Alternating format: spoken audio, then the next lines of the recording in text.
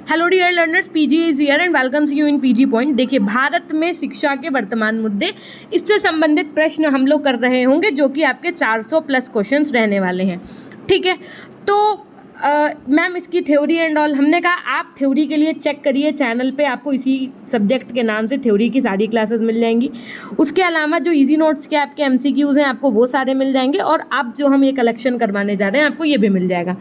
तो अगर अभी तक आपने थ्योरी क्लासेस नहीं देखी तो ज़रूर देखिएगा, बिकॉज इस बार जितने भी अध्यक्ष हैं, जितने भी सन हैं, वो one of the most important हैं आपके एग्जाम के पॉइंट ऑफ व्यू से। ठीक है, तो अगर आप चैनल पर नए हैं और अभी तक सब्सक्राइब नहीं किया तो सब्सक्राइब करके बेल आइकन, इस वीडियो को ज़्यादा से ज़्यादा मात्रा में शेयर करना तथा लाइक करना नहीं भूलिएगा। और अगर क्लास पसंद आए, बिना डिस्टर्बेंस के हम आपकी क्लास करवा रहे हैं इसीलिए, तो आप हमें कमेंट सेक्शन में ज़रूर कमेंट करिएगा क्या आपको चारों पेपर की क्लास इसी तरह चाहिए। कुछ बच्चे पेपर 4 में जिनका शैक्षिक मूल्यांकन है उनको मैं अवगत करा दूं कि शैक्षिक मूल्यांकन की क्लासेस इस चैनल पर हम नहीं करवाएंगे। अगर आपका योगा वाला है so I will try for that, क्योंकि मैंने पहले ही कहा था कि शैक्षिक मूल्यांकन की क्लासेस नहीं होंगी, है ना। ओके, तो भारतीय संविधान में शिक्षा क्या है, अगर ऐसा क्वेश्चन पूछा जा सकता है, भारतीय संविधान में शिक्षा क्या है, तो ये एक आपका समवर्ती सूची है, यानी कि इस पर राज्य और केंद्र सरकार दोनों अपना फैसला लेती हैं अपने अपने विषयों पर। हमारे संविधान के किस अनुच्छेद में 14 वर्ष की आयु के बालकों को निःशुल्क व अनिवार्य शिक्षा की बात कही गई है, तो ये बात कही गई है आपके अनुच्छेद 21 में। ठीक, नेक्स्ट, निःशुल्क एवं अनिवार्य शिक्षा अधिनियम को कितने अध्यायों में, इसमें कितने अध्यायों का वर्णन है, तो आपके 7 अध्याय का वर्णन है। निःशुल्क और अनिवार्य बाल शिक्षा का अधिकार अधिनियम, ये आपका भारत के राजपत्र में प्रकाशित हुआ। तो ये कब हुआ, एग्जैक्ट डेट पूछिए आपसे, तो 27 अगस्त 2009 को प्रकाशित हुआ, याद रखिएगा। नेक्स्ट, विशेष श्रेणी वाले विद्यालयों को आर्थिक रूप से निर्बल समुदायों के बच्चों के लिए पहली कक्षा में कितने प्रतिशत स्थान आरक्षित करना होगा, क्वेश्चन नंबर 5। तो ये 25% है, लेकिन ऐसा आजकल जमीनी स्तर पे होता कहाँ है, ये सब ऑन पेपर है केवल। निःशुल्क और अनिवार्य शिक्षा का प्रावधान संविधान की किस धारा में था, यदि पूछा जाए, अगर आपसे क्वेश्चन पूछा जाए निःशुल्क और अनिवार्य शिक्षा का प्रावधान संविधान की किस धारा में था, तो आप क्या बताएंगे, धारा 45। और यदि अनुच्छेद पूछा जाए, जो ये वाला क्वेश्चन था, तो इसमें आप क्या बताएंगे, 14 वर्ष वाले में 21। ठीक है, फिर देखो नेक्स्ट क्वेश्चन, भारत में सर्वप्रथम कौन सी ईसाई मिशनरी आई, डच आए, अंग्रेजी आए, पुर्तगाली आए, फ्रांसीसी आए, कौन से लोग आए, तो सबसे पहले आपके पुर्तगालीज आए थे। भारत में ईस्ट इंडिया कंपनी का प्रवेश कब हुआ, यदि ये पूछा जाता है, तो वैसे तो इसका आंसर यहाँ पर 1613 दिया हुआ है, लेकिन 1600 होगा या 1613 होगा, इसको एक बार आप चेकआउट कर लीजिएगा अपने एंड से, और कमेंट सेक्शन में कमेंट करके बताइएगा कि 8th का सही आंसर क्या होगा। ठीक है, आपके नोट्स में तो 1613 दिया हुआ है। ठीक, कौन सी कंपनी के माध्यम से, देखिए अब इसमें कम से कम 400 प्लस क्वेश्चंस होंगे, सीधी सी बात है, 4 से 5 क्वेश्चंस तो कहीं ना कहीं ऑप्शनल मिस्टेक और एरर तो होगी ही होगी, तो उसके लिए आपको इतना ज़्यादा क्रिटिसाइज़ करने की आवश्यकता नहीं है। आपको एक काम करना है, अगर आपको लगता है कि किसी क्वेश्चन का आंसर ए नहीं बी होगा, बी नहीं सी होगा, तो आप सिंपली उसको कमेंट सेक्शन में कमेंट करिएगा, मैं आपका कमेंट पिन कर दूंगी अगर सही होगा तो। ठीक है, तो इसमें आप इतना ज़्यादा चेकआउट करना, इतने काम होते हैं तो वो भी पॉसिबल नहीं हो पा रहा है। अगर आपको ऐसा लगता है कि इसमें डाउट है, so you can ask me in the comment section. Okay, next है, कौन सी कंपनी के माध्यम से भारत में ब्रिटिश कालीन शिक्षा प्रारंभ हुई, तो आपकी ईस्ट इंडिया कंपनी के माध्यम से भारत में ब्रिटिश कालीन शिक्षा प्रारंभ हुई। 6 से 14 वर्ग आयु के जो बच्चे होते हैं, इनके लिए राष्ट्रीय शिक्षा योजना सर्वप्रथम किसने प्रस्तुत की थी, तो गांधी जी ने प्रस्तुत की थी। प्राथमिक स्तर पर होने वाले अपव्यय एवं अवरोधन की सबसे पहले ध्यान किसने दिया था, हरटांग समिति ने दिया था। 6 से 14 वर्ष के बच्चों के अनिवार्य एवं निःशुल्क शिक्षा का निर्देश संविधान की किस धारा में है, संविधान की किस धारा में है, तो 45वीं। प्राथमिक स्तर पर अनौपचारिक शिक्षा कब प्रारंभ की गई थी, 1979 में। ठीक है, 1979 में। ऑपरेशन ब्लैक बोर्ड योजना के क्या उद्देश्य थे, कि प्राथमिक शिक्षा में गुणवत्ता सुधार हो, प्राथमिक शिक्षा का सार्वभौमिकरण हो, प्राथमिक शिक्षा का प्रभावी संचालन हो, या फिर ये सभी। तो करेक्ट आंसर क्या होगा आपका यहाँ पर, ऑप्शन ए, प्राथमिक शिक्षा में गुणवत्ता का सुधार हो। नेक्स्ट, भारत के अनिवार्य प्राथमिक शिक्षा की प्रमुख समस्या क्या है, तो यदि प्रमुख समस्या की बात की जाएगी तो आप क्या लगा करके आएंगे, प्राथमिक भाषा विद्यालय की भी कमी है, दोषपूर्ण पाठ्यक्रम भी है, भाषाओं का बाहुल्य भी है, तो उपरोक्त सभी एकदम सही हो जाएगा। 1986 के प्रारूप में उच्च प्राथमिक स्तर पर 3 भाषाओं के लिए कितना मूल्य भार निर्धारित किया गया था? क्वेश्चन नंबर 16, तो ऑप्शन बी एकदम सही हो जाएगा, 32%। किंडरगार्टन प्रणाली के जन्मदाता आपके कौन से हैं? तो फ्रॉबेल हैं। कौन है? फ्रॉबेल है। ठीक है। बालक को स्वयं ही ज्ञान प्राप्त करने का अवसर दिया जाना चाहिए, शिक्षक को उसके कार्य में कम हस्तक्षेप करना चाहिए, ये कथन किसका था? ये कथन था आपके मॉन्टेसरी का। किसका था? मॉन्टेसरी का कथन था कि बच्चे को स्वयं ही ज्ञान प्राप्त करने के अवसर दिया जाना चाहिए, शिक्षक को उसमें हस्तक्षेप नहीं करना चाहिए। अच्छा, हस्तक्षेप क्या किया जाता है? मामले में, कहते हैं ना हमारे मामले में हस्तक्षेप ना करो, तो माँ से मामले, माँ से मॉन्टेसरी, और हस्तक्षेप अगर आ जाए डेफिनेशन में तो याद रखना कि मॉन्टेसरी होगा। ठीक। एनसीईआरटी ने कितने मूल्यों को स्वीकार किया? एनसीईआरटी ने कितने मूल्यों को स्वीकारा है? 83 मूल्यों को। बच्चों के समाजीकरण का आद्य व्यक्ति कौन है? माता। शिक्षा का सर्वोपरि उद्देश्य क्या है? मानव निर्माण। नेक्स्ट, शिक्षा का कार्य उत्तम नैतिक चरित्र का विकास करना है, ये किस शिक्षा शास्त्री का विचार है? ये है आपके हर्बार्ट का। शिक्षा अर्थपूर्ण एवं नैतिक प्रक्रिया है, अतः वह कल्पना नहीं की जा सकती है कि वह उद्देश्य विहीन है। किस शिक्षा शास्त्री का ये विचार है? तो ये विचार है आपके रिवेलन का। नेक्स्ट, मेरा उद्देश्य बालक के मस्तिष्क को ज्ञान से सजाना है, वरन उसे ये भी सिखाना है कि जब भी आवश्यक हो ज्ञान का प्रयोग कर सके। किस शिक्षा शास्त्री का ये कथन है? तो ये कथन है आपके रूसो का। ज्ञान वह पंख है जिसकी सहायता से हम स्वर्ग की प्राप्ति कर सकते हैं। जिसकी सहायता से हम क्या कर सकते हैं? स्वर्ग की प्राप्ति कर सकते हैं। ये कथन किसका है आपका? तो शेक्सपियर का है। कैसे याद करोगे? सा से स्वर्ग, सा से शेक्सपियर, अगर स्वर्ग आ जाए है ना तो शेक्सपियर हो जाएगा। ठीक, ऐसे याद कर सकते हो। और उसके बाद में देखिए नेक्स्ट, किस दार्शनिक का मानना है कि शिक्षा का कोई उद्देश्य नहीं होता, उद्देश्य तो केवल व्यक्ति के होते हैं? तो ये बात कही थी आपके जॉन ड्यूवी ने। किसने कही थी भैया? जॉन ड्यूवी ने कही थी। नेक्स्ट, संपूर्ण विश्व परिवर्तनशील एवं विकास उन्मुख है, ये किसका विचार है? तो ये विचार है आपके हीगल का। मनुष्य की अंतर्निहित पूर्णता को अभिव्यक्त करना ही शिक्षा है, ये किसका कथन है? तो ये है विवेकानंद जी का। अच्छा, कहते हैं ना कि अपनी अंदर की बातें, आंतरिक बातें, अंतर्निहित बातें जो है वो विवेक से बतानी चाहिए। ये नहीं कि किसी के भी सामने आप अपनी अंतर वाली जो बातें हैं आंतरिक मन की वो अभिव्यक्त कर दो, है ना, क्योंकि फिर बाद में दोस्ती मजाक उड़ाते हैं जिसको आप अपनी बात बताते हो। तो विवेक, ऐसे याद रखना कि विवेक से काम लेते हैं जब हम किसी को अपनी अंतर की बातें अभिव्यक्त करते हैं। ऐसे कनेक्ट कर लोगे कि विवेकानंद का कथन है ये। ठीक। दूरस्थ शिक्षा का नाम नहीं है, तो दूरस्थ शिक्षा का नाम क्या नहीं है ये बताना है आपको। सह शिक्षा जो है वो दूरस्थ शिक्षा का नाम नहीं है। जो आपका डिस्टेंस लर्निंग है वो चाहे मुक्त अधिगम हो, बाहरी अध्ययन हो, पत्राचार हो, ये सब दूरस्थ शिक्षा के ही अन्य नाम है। डेमोक्रेसी एंड एजुकेशन, इस पुस्तक के लेखक आपके कौन है? डेमोक्रेसी एंड एजुकेशन, इसके लेखक हैं आपके जॉन ड्यूवी। नेक्स्ट, समान गुणवत्ता वाले स्कूलों की समान रूप से सभी को उपलब्धि समान अवसर का एक महत्वपूर्ण घटक है, ये कथन किसका है आपका? तो लुईस क्रिसवर्ग का है। अनिवार्य प्राथमिक शिक्षा का संविधान किस अनुच्छेद के द्वारा प्रावधान किया गया था? तो ये किया गया था अनुच्छेद 45 के द्वारा। नेक्स्ट, निम्नलिखित में से कौन सी अनौपचारिक शिक्षा की विशेषता है? तो भैया अनौपचारिक शिक्षा यानी कि इनफॉर्मल एजुकेशन। इनफॉर्मल एजुकेशन का कोई भी स्थान निश्चित नहीं होता है, ये स्वतंत्र होती है, इसका टाइम पीरियड भी कोई निश्चित नहीं होता है। ऑप्शन डी सही हो जाएगा। शिक्षा एक त्रिमुखी प्रक्रिया है, किसने कहा? शिक्षा द्विमुखी प्रक्रिया किसने कहा? शिक्षा को त्रिमुखी प्रक्रिया किसने कहा? तो त्रिमुखी तो जॉन ड्यूवी ने कहा था, और यदि द्विमुखी पूछे तो आपका एडम्स ने कहा था। शिक्षा शब्द का शाब्दिक अर्थ क्या होता है? शिक्षा शब्द का शाब्दिक अर्थ क्या होता है? कि अंतर्निहित शक्तियों का विकास, बहिर्मुखी शक्तियों का विकास, शारीरिक विकास करना, या इनमें से कोई नहीं? तो इनमें से कोई नहीं होगा। दूरवर्ती शिक्षा कहते हैं, किसको कहते हैं? पत्राचार शिक्षा को, दूरस्थ शिक्षा को, स्वतंत्र अध्ययन को, या फिर ये सभी? तो दूरवर्ती जो आपकी शिक्षा है वो दूरस्थ शिक्षा, पत्राचार शिक्षा, स्वतंत्र अध्ययन, इन सभी को ही कहते हैं। तो ऑप्शन डी आपका यहाँ पर सही हो जाएगा। चलेंगे नेक्स्ट क्वेश्चन की तरफ। शिक्षण के 3 केंद्र बिंदु कौन से हैं? Question number 37। तो शिक्षक के 3 केंद्र बिंदु, सीधी सी बात है, टीचर, स्टूडेंट और करिकुलम। ऑप्शन ए एकदम सही हो जाएगा। शिक्षा एक प्रक्रिया है जिसके द्वारा बालक अपनी जन्मजात शक्तियों को अभिव्यक्त करता है, ये कथन किसका है? रूसो का, जॉन ड्यूवी का, फ्रॉबेल का, या मॉन्टेसरी का? Question number 38। तो ये बात फ्रॉबेल ने कही। फ्रॉबेल ने क्या कही कि शिक्षा एक प्रक्रिया है जिसके द्वारा बालक अपनी जन्मजात शक्तियों को अभिव्यक्त करता है। अच्छा, फा से फ्रॉबेल है, और कोई भी अपनी शक्तियों को कब अभिव्यक्त कर पाता है अच्छे तरीके से? जब वो क्या होता है, फ्री होता है।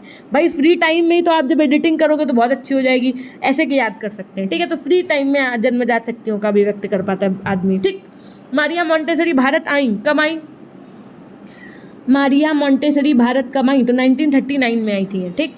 शिक्षा के अधिकार के क्रियान्वयन की प्रमुख चुनौती है। जितनी देर में मैं क्वेश्चन रीड करूं उतनी देर में आप ऑप्शन रीड करिए और क्वेश्चन मेरे आवाज़ से सुनिए, तो उससे होगा क्या कि आप जल्दी जल्दी चीज़ों को कवर अप कर पाएंगे, ठीक है।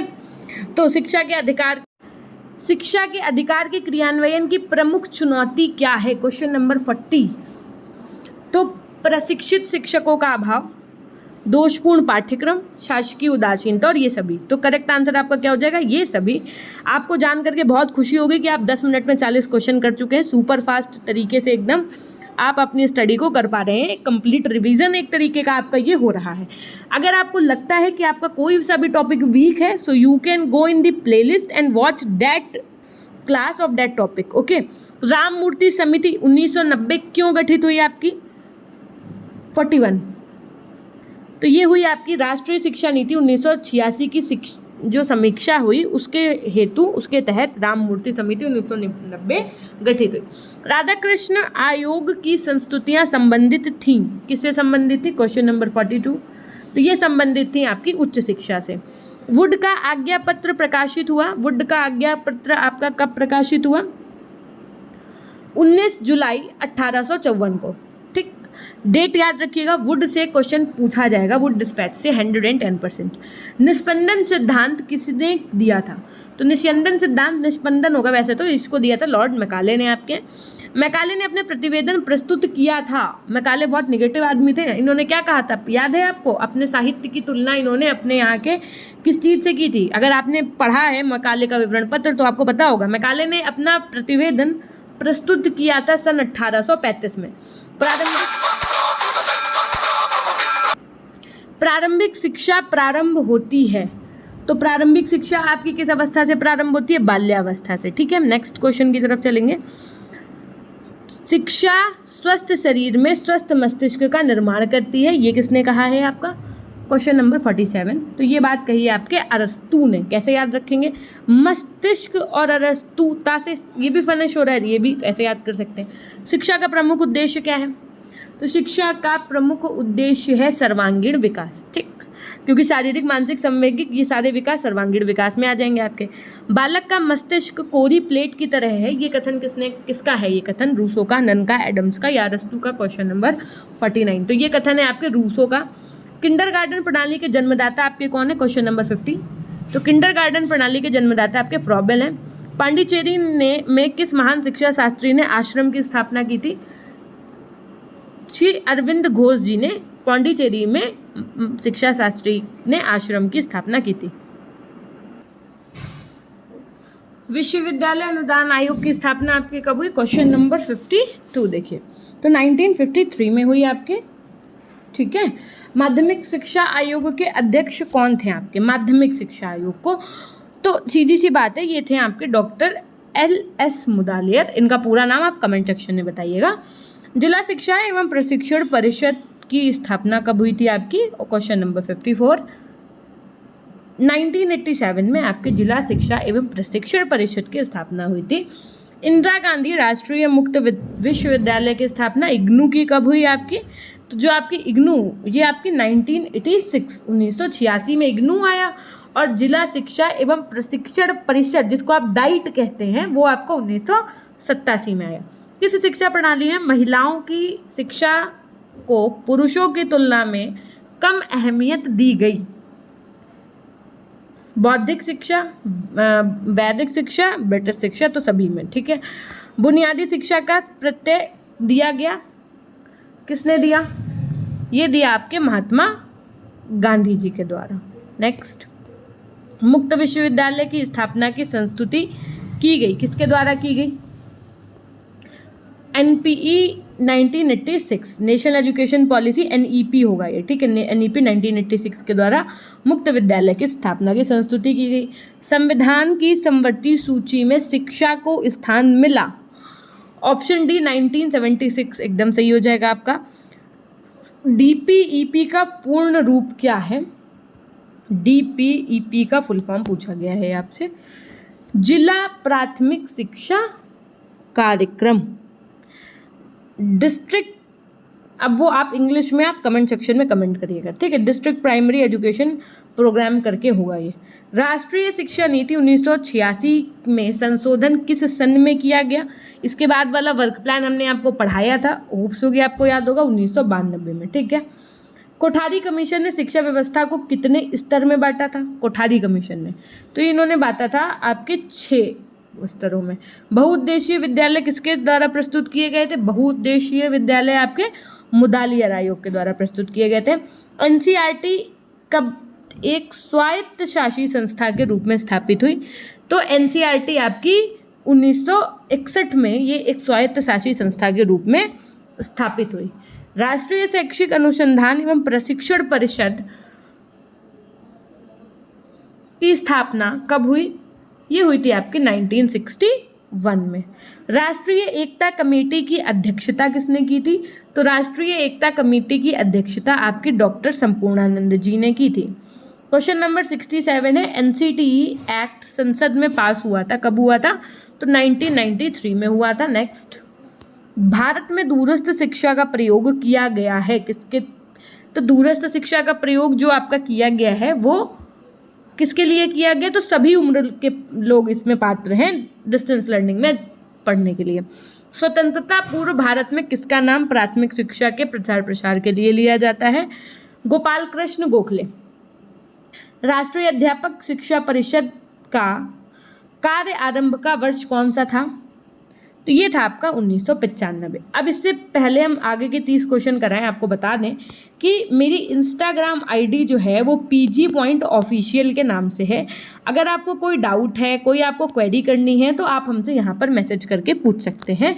इसके अलावा अगर आपको कोई बहुत बड़ा इशू है जो सॉल्व नहीं हो पा रहा है ना, मान लीजिए PDF ली है और कोई इशू आ रहा है, तो pgpoint100@gmail.com पे आप हमको मैसेज कर सकते हैं। 24 घंटे के अंदर आपको रिप्लाई मिलेगा। जिन बच्चों ने एप्लीकेशन नहीं इंस्टॉल किया है, ये वाली PDF हम आपको वहीं पे प्रोवाइड करवा रहे हैं, तो PG पॉइंट ऐप इंस्टॉल कर लीजिएगा। आज से लगभग ये मान के चलिए आप कि थोड़े से ही समय में हम आपको प्रोवाइड करवा देंगे, ठीक है। अभी तुरंत आप एक बार अपना चेकआउट करते रहिएगा एप्लीकेशन, तो वहाँ से आप ई-नोट्स में जा करके पढ़ सकते हैं। और अब इससे ज़्यादा अगर आपको एकदम अल्टीमेट क्वेश्चंस पढ़ने हैं, एग्ज़ाम ओरिएंटेड एकदम पढ़ना है, तो उसके लिए नोट्स प्लस 1000+ लगभग MCQs आपके ऑलरेडी पड़े हुए हैं एप्लीकेशन पे। आप वहाँ से क्या कर सकते हैं? पढ़ सकते हैं, ठीक। फिर देखिए चलेंगे नेक्स्ट क्वेश्चन की तरफ। जिन बच्चों ने MCQs लिए मल्टीपल टाइम्स रिवीजन आप लोग करते रहिएगा, ओके। राष्ट्रीय अध्यापक शिक्षा परिषद किस शिक्षा के विकास हेतु कार्य करती है? तो ये करती है शिक्षक शिक्षा के लिए, टीचर्स एजुकेशन के लिए। निम्न में से किस समिति या आयोग ने अपव्यय एवं अवरोधन की समस्या का सर्वप्रथम ध्यान आकर्षित किया? तो हरटांग समिति ने, ऑप्शन सी एकदम सही हो जाएगा आपका। गोपाल कृष्ण गोखले ने अनिवार्य प्राथमिक शिक्षा की दिशा में कार्य में क्रियाशील करने के लिए केंद्रीय धारा सभा के समक्ष अपना प्रस्ताव कब प्रस्तुत किया था? तो ये किया था इन्होंने 19 मार्च 1910 को। हमारे देश में संविधान द्वारा शिक्षा देने की व्यवस्था कितनी भाषाओं में की जा सकती है? तो ये आपका 18 भाषाओं में की जा सकती है। ऑपरेशन ब्लैक बोर्ड योजना की घोषणा किस प्रावधान के अंतर्गत की गई थी? तो 1986 की राष्ट्रीय शिक्षा नीति के अंतर्गत गई थी। सर्वप्रथम बड़ौदा नरेश ने किस सन में अनिवार्य शिक्षा का शुभारंभ किया था? ये किया था इन्होंने 1893 में, 1893 में, ठीक है। नेक्स्ट, प्राथमिक शिक्षा को अनिवार्य एवं निःशुल्क बनाने हेतु सरकार के समक्ष 1911 में एक बिल प्रस्तुत किया गया था। ये बिल किसने प्रस्तुत किया था? तो ये बिल प्रस्तुत किया था आपके गोपाल कृष्ण गोखले ने। वर्धा योजना के जन्मदाता आपके सीधी सी बात है महात्मा गांधी थे, सबको याद भी होगा। अनिवार्य शिक्षा के लिए प्रायोगिक तौर पर सर्वप्रथम किसने प्रयास किया? Question number 79। तो ये किया था महाराजा सयाजीराव गायकवाड़ जी ने। भारतीय संवैधानिक प्रावधान की अनुच्छेद 45 संबंधित है। तो ये किससे संबंधित है? 6 से 14 वर्ष के बच्चों के लिए निःशुल्क व अनिवार्य शिक्षा से संबंधित है। विश्वविद्यालय शिक्षा आयोग के अध्यक्ष आपके कौन थे? तो डॉक्टर राधाकृष्णन जी थे। राधाकृष्णन कमीशन जो था वो आपका किससे संबंधित था? तो ये आपका उच्च शिक्षा से संबंधित था। ऑप्शन ए एकदम सही हो जाएगा। देखिए, पेपर 1 इज एकदम कह सकते हैं हम रिलेटेड टू योर पेपर 2। अगर आप पेपर 1 पढ़ते हैं फिर आप पेपर 2 पढ़िए तो ऐसा लगेगा कि उसी के आगे का पढ़ रहे हैं हम, है ना। तो कुछ ऐसे टॉपिक्स होंगे कि आपको लगेगा कि अरे ये तो पेपर 1 का टॉपिक है, पेपर 2 में पूछ दिया गया। कभी आपको ऐसा फील होगा पेपर 1 देते समय कि अरे ये तो पेपर 2 का टॉपिक था, यहाँ कैसे पूछ दिया गया। अपनी तैयारी पैरेलल में करते चलिए ताकि क्वेश्चंस कहीं से भी पूछे एग्जामिनर, आप एकदम परिपक्व रहिए अपने आंसर को देने के लिए। ठीक, ये बहुत अच्छा सुनहरा मौका है कि आप अपने परसेंटेज को इस बार बहुत अच्छा बना सकते हैं और आप लकी हैं। आपको पता है कि आपका फर्स्ट सेमेस्टर भी जो है MCQs फॉर्मेट में हुआ, सेकंड भी हुआ, केवल थर्ड ही आपका जो है थ्योरेटिकल हुआ। ठीक है, बाकी अगर आप और देखेंगे जो इस बार आपका बैच आया है उनका तो ऑड इवन के प्रोसेस से चल रहा है। तो आप कह सकते हैं कि आपके समय से सेमेस्टर प्रणाली लागू हुई थी, लेकिन आप लकी हैं, मानना पड़ेगा, है ना। उसके बाद में अभी आप लोग ही एलिजिबल हैं, बिहार शिक्षक भर्ती के लिए भी एलिजिबल थे, तो आप लोग तो लकी हैं ही, है ना। तो अपने आप को अगर वो मौका मिला है तो उसको फ़ायदा उठाइए, ना कि क्रिटिसाइज़ करिए। और अगर बहुत बेहतर तैयारी करनी है तो जो पेड क्वेश्चन हमने दे रखे हैं ना MCQs वाले, वो और पढ़ लो। नोट्स ले लिया तो बहुत ही अच्छी बात है, नोट्स और MCQs पढ़ डालो, है ना। इतना अगर आप कर लेते हैं तो ऐसा कोई क्वेश्चन नहीं होगा जो आपके बिना पढ़ा हुआ आया हो, ऐसा नहीं आप महसूस करेंगे। 100% आप पेपर सॉल्व करके आएंगे।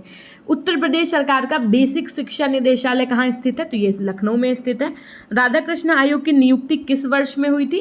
ये आपकी 1948 में हुई थी। माध्यमिक शिक्षा हमारे शैक्षिक ढांचे की सबसे कमजोर कड़ी है और इसमें शीघ्र सुधार की आवश्यकता है। ये बात किसने कही थी आपके? तो राधाकृष्ण आयोग ने कही थी। केंद्रीय शिक्षा सलाहकार बोर्ड ने राष्ट्रीय शिक्षा नीति 1986 पुनरीक्षण समिति की रिपोर्ट पर विचार विमर्श किस समिति से करवाया? तो ये करवाया था इन्होंने श्री N जनार्दन रेड्डी समिति 1991 में।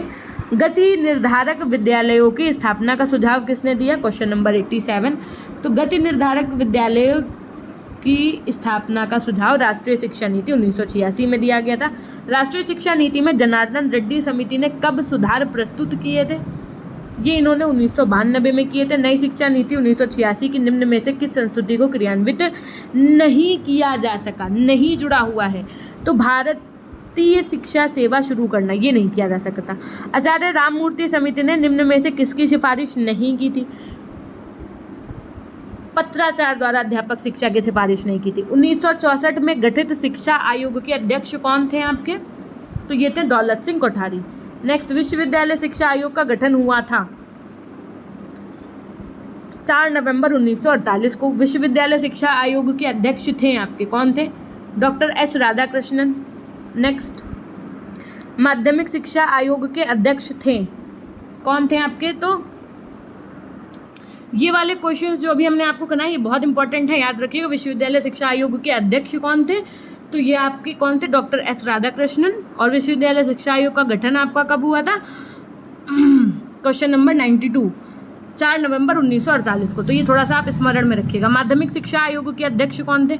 तो माँ से माध्यमिक, और हमने आपको ये बता रखा है मुदालियर, तो मुदालियर आयोग के तहत हुआ था। तो सीधी सी बात है, डॉक्टर A लक्ष्मण, L स्वामी भी लिख करके कभी आएगा तो डॉक्टर A L का मतलब होता है लक्ष्मण स्वामी मुदालियर। शिक्षा आयोग का गठन कब हुआ? शिक्षा आयोग का गठन आपका 14 जुलाई 1964 को हुआ। उच्च शिक्षा का माध्यम अंग्रेजी के बजाय प्रादेशिक भाषाएं होनी चाहिए थी। ये सुझाव किसका था? ये सुझाव आपके विश्वविद्यालय शिक्षा आयोग का था। माध्यमिक शिक्षा स्तर के उन्नयन के लिए विद्यालय संकुलों की स्थापना की जानी चाहिए। ये सुझाव किसका था? ये सुझाव आपके शिक्षा आयोग का था, याद रखिएगा। बहुत इंपॉर्टेंट क्वेश्चंस हैं ये। शिक्षा का मौलिक अधिकार के रूप में स्वीकार कब किया गया? स्वीकार कब किया गया यदि पूछा जाएगा, स्वीकार कब किया गया तो 1 अप्रैल 2010 को। प्रस्तुत भले 2009 में हुआ, लेकिन स्वीकार 1 अप्रैल 2010 को। शिक्षा को किसी निश्चित स्तर तक सभी लोगों को अनिवार्य एवं निःशुल्क रूप से उपलब्ध कराना है। ये क्या यही आपका सार्वभौमिकरण है शिक्षा का, ग्लोबलाइजेशन। बेसिक शिक्षा अधिनियम 1972 का उद्देश्य क्या है आपका? तो इसका उद्देश्य है शैक्षिक कार्यक्रमों का प्रभावी क्रियान्वयन। ठीक,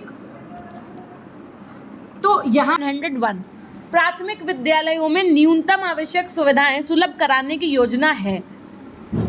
ऑपरेशन ब्लैक बोर्ड योजना। सर्व शिक्षा अभियान किस आयु वर्ग के बच्चों की शैक्षिक व्यवस्था से संबंधित है? तो यह है आपका 6 से 14 आयु वर्ग के बच्चों के लिए। प्रश्न संख्या 103 कस्तूरबा गांधी बालिका विद्यालय योजना किस वर्ग की बालिकाओं में साक्षरता की स्थिति बेहतर बनाने के लिए है? तो अनुसूचित जाति जनजाति के लिए, अल्पसंख्यक वर्ग के लिए, अन्य पिछड़ा वर्ग, ये सभी के लिए है। ठीक है, सर्व शिक्षा अभियान के अंतर्गत संचालित होने वाले कार्यक्रमों के लिए वित्तीय सहायता प्राप्त है। क्वेश्चन नंबर 104 तो राज्य और केंद्र सरकार के द्वारा वित्तीय सहायता मिलती है। महात्मा गांधी जी ने बुनियादी तालीम या बेसिक शिक्षा का प्रस्ताव कब रखा था? तो ये रखा था इन्होंने सन 1937 में। ठीक है, माध्यमिक शिक्षा आयोग के अध्यक्ष कौन थे? बहुत बार हम आपको ये क्वेश्चन करा चुके हैं, अब तो याद भी हो गया होगा, डॉक्टर लक्ष्मण स्वामी मुदालियर जी। निम्नलिखित में से किस स्तर के विद्यालय से बच्चों को स्वतंत्र रूप से विकसित होने के अवसर दिए जाने चाहिए? बच्चे के स्वतंत्र रूप से विकसित होने के अवसर, ये आपका पूर्व प्राथमिक विद्यालय में। प्राथमिक विद्यालय से मध्याह्न पोषाहार वितरण योजना कब से आरंभ की गई? मिड डे मील 15 अगस्त 1995। ह्यास की समस्या से आशय क्या है आपका? तो बीच में ही बच्चे जो विद्यालय छोड़ करके चले जाते हैं, इसी को कहते हैं ह्यास की समस्या। पटेल एक्ट किससे संबंधित था आपका? तो प्राथमिक शिक्षा में गुणात्मक व परिणामात्मक जो है वृद्धि से संबंधित था। गोखले विधेयक प्रस्तुत किया गया था, तो ये आपका कब प्रस्तुत किया गया? 16 मार्च 1911 को हंटर कमीशन के समक्ष। प्राथमिक शिक्षा को अनिवार्य व निःशुल्क करने का प्रस्ताव रखा, किसने रखा? तो ये रखा आपके दादा भाई नरौजी ने। प्राच्य पाश्चात्य विवाद का जन्म हुआ हंटर आयोग से, मैकाले के विवरण पत्र से, 1813 के आज्ञा पत्र से या वुड के घोषणा पत्र से। तो ये हुआ था आपका 1813 के आज्ञा पत्र से प्राच्य पाश्चात्य विवाद, जिसमें क्या था, 2 टीम डिवाइड हो गई थी। वो जो 1 लाख रुपए थे वो किस प्रकार से खर्च किए जाने थे, इस पर लड़ाई थी। शिक्षा आयोग 1964-66 के अध्यक्ष आपके कौन थे? प्रश्न संख्या 114 जो आपकी क्या है? श्री DS कोठारी जी। ठीक है, राष्ट्रीय बाल श्रम परियोजना संचालित की गई, तो ये आपकी नवी पंचवर्षीय योजना के अंतर्गत संचालित की गई। उत्तर प्रदेश के समस्त जिलों में स्कूल चलो अभियान कब शुरू किया गया? स्कूल चलो अभियान, तो ये आपका वर्ष 2004 में शुरू किया गया। राष्ट्रीय साक्षरता मिशन की स्थापना के बाद सर्वप्रथम संपूर्ण साक्षरता अभियान की घोषणा की गई। कब की गई? तो केरल राज्य में की गई। नेक्स्ट, पूर्व प्राथमिक शिक्षा संबंधित है किससे? 3 से 6 वर्ष की जो बच्चों के लिए शिक्षा होती है वो आपका पूर्व प्राथमिक से संबंधित है। यशपाल समिति का गठन कब किया गया था? तो ये आपका 1992 में किया गया। बुनियादी शिक्षा से संबंधित कौन नहीं है पूछा गया है। देखिए गांधी जी हैं, ये तो सभी को पता है, लेकिन अब यहाँ पर अगर आपको उनकी समिति के सदस्यों के नाम नहीं पता होते तो आप ये क्वेश्चन नहीं कर पाते, है ना। तो कौन नहीं है? तो आपके BG खेर संबंधित नहीं है, बाकी जाकिर हुसैन, SK सिन्हा और महात्मा गांधी ये सारे आपके बुनियादी शिक्षा से संबंधित हैं। पोषाहार वितरण योजना का उद्देश्य नहीं है तो बच्चों को विद्यालय में ठहराव तथा वृद्धि करना, या बच्चों के स्वस्थ एवं पुष्ट बनाना, या कुपोषण की समस्या को दूर करना। तो कुपोषण की समस्या को दूर करना ही पोषाहार वितरण योजना का उद्देश्य नहीं है, बाकी सब है। शिमला शिक्षा सम्मेलन 1901 का आयोजन किया गया, तो कब किया गया भैया? कब तो दिया ही हुआ है, 1901 में किसके द्वारा किया गया? तो ये किया गया था आपका लॉर्ड कर्जन के द्वारा। कैसे याद रखोगे? शिमला मिर्च जो होती है वो कैसी होती है? कड़ू होती है, ऐसे याद रखो। शिमला मिर्च जो होती है वो कड़ू होती है। तो शिमला शिक्षा सम्मेलन 1901 में लॉर्ड कर्जन के द्वारा किया गया, ऐसे याद रख सकते हैं। शिक्षा को समवर्ती सूची में स्थान कब दिया गया? 1976 में शिक्षा को समवर्ती सूची में स्थान दिया गया। राष्ट्रीय साक्षरता मिशन की स्थापना हुई थी, तो राष्ट्रीय साक्षरता मिशन की स्थापना आपकी कब हुई? 1988 में हुई। उत्तर प्रदेश में सभी के लिए शिक्षा परियोजना लागू की गई। उत्तर प्रदेश में सभी के लिए शिक्षा परियोजना लागू की गई 17 मई 1993 से। जब कोई बालक किसी भी अवस्था में प्राथमिक शिक्षा पूर्ण किए बिना ही विद्यालय छोड़कर चला जाता है तो उसको क्या कहते हैं? अभी हमने जस्ट ऊपर आपको ये वाला क्वेश्चन करवाया है, उसको ह्यास कहते हैं। ठीक है। 1960-61 में जनजातियों की शिक्षा संबंधी समस्याओं के समाधान हेतु गठित कमेटी के अध्यक्ष कौन थे आपके? श्री UN ढेबर जी थे।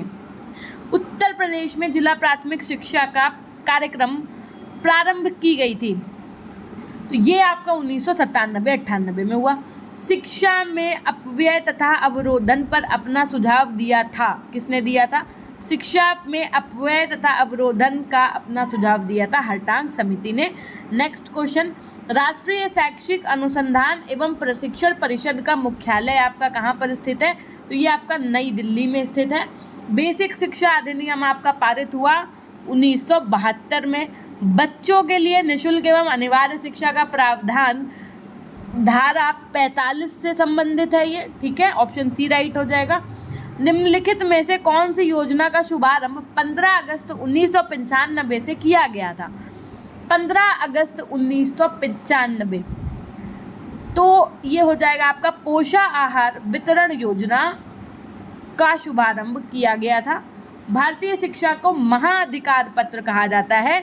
मैग्ना कार्टा किसको कहा जाता है? बताइए। बहुत सिंपल सा क्वेश्चन आपका। तो वुड के घोषणा पत्र को would dispatch, that is also called Magna Carta. निस्यंदन या छनाई सिद्धांत के प्रतिपादक आपके कौन थे? निस्यंदन या निष्पंदन बोल सकते हैं आप इसको, निष्पंदन या छनाई सिद्धांत के प्रतिपादक आपके कौन थे? प्रश्न संख्या 135, तो यहाँ पर भैया लॉर्ड मैकाले होगा। ठीक, option C is the right answer. प्राथमिक शिक्षा में अपव्यय व अवरोधन की समस्या को और किस समिति ने ध्यान दिलाया था? क्वेश्चन नंबर 136, हर्टांग समिति ने। स्कूल एक वृहद समुदाय के अंतर्गत एक छोटा समुदाय है, ये कथन किसने कहा? तो ये कथन कहा था माध्यमिक शिक्षा आयोग के द्वारा। वरिष्ठ विश्वविद्यालय की स्थापना का सुझाव दिया गया था, किसके द्वारा दिया गया था? क्वेश्चन नंबर 138, कोठारी आयोग के द्वारा वरिष्ठ विश्वविद्यालय की स्थापना का सुझाव दिया गया था। इंदिरा गांधी राष्ट्रीय मुक्त विश्वविद्यालय की स्थापना किस वर्ष में हुई थी ये बताना है। प्रश्न संख्या 139, तो ये हुई थी आपकी 15 सितंबर 1985 को। नेक्स्ट, दूरस्थ शिक्षा का लाभ किन लोगों को अधिक मिलता है? दूरस्थ शिक्षा का लाभ किन लोगों को अधिक मिलता है? तो औपचारिक शिक्षा से दूर हुए लोगों को अधिक मिलता है।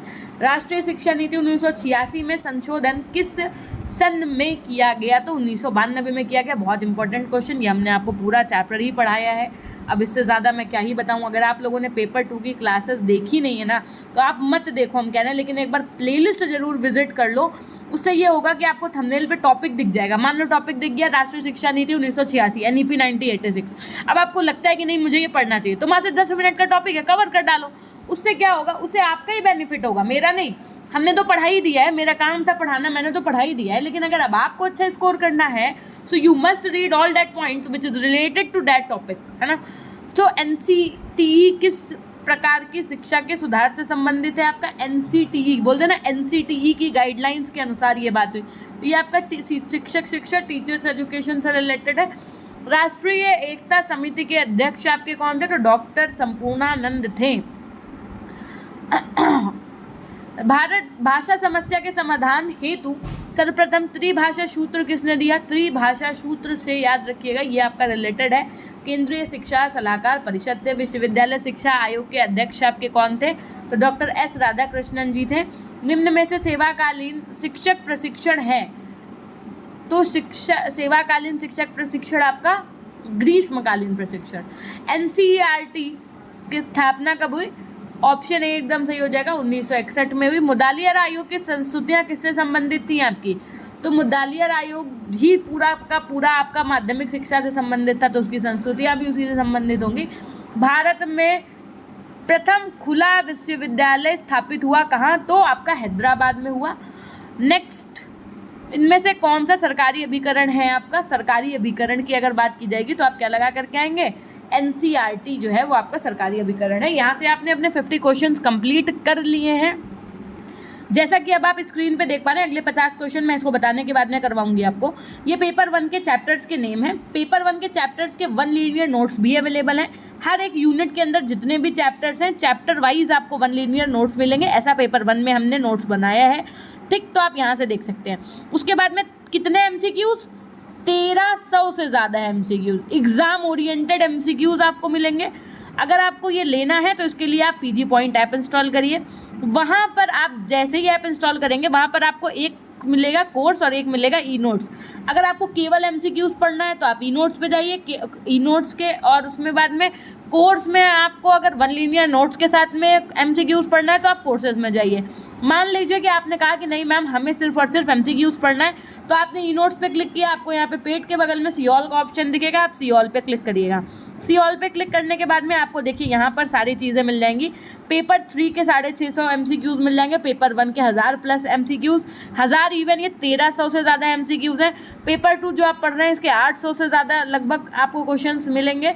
ठीक है, इस तरीके से आपको मिलेगा। आपने कहा कि नहीं मैम हमें ना फ्री वाले देखने हैं, तो हमने कहा फ्री नोट्स पे जाइएगा, नीचे स्क्रॉल करने के बाद में वहाँ पर देखिए ये पेपर 1 आपको मिल जाएगा, ये पेपर 3 मिल जाएगा।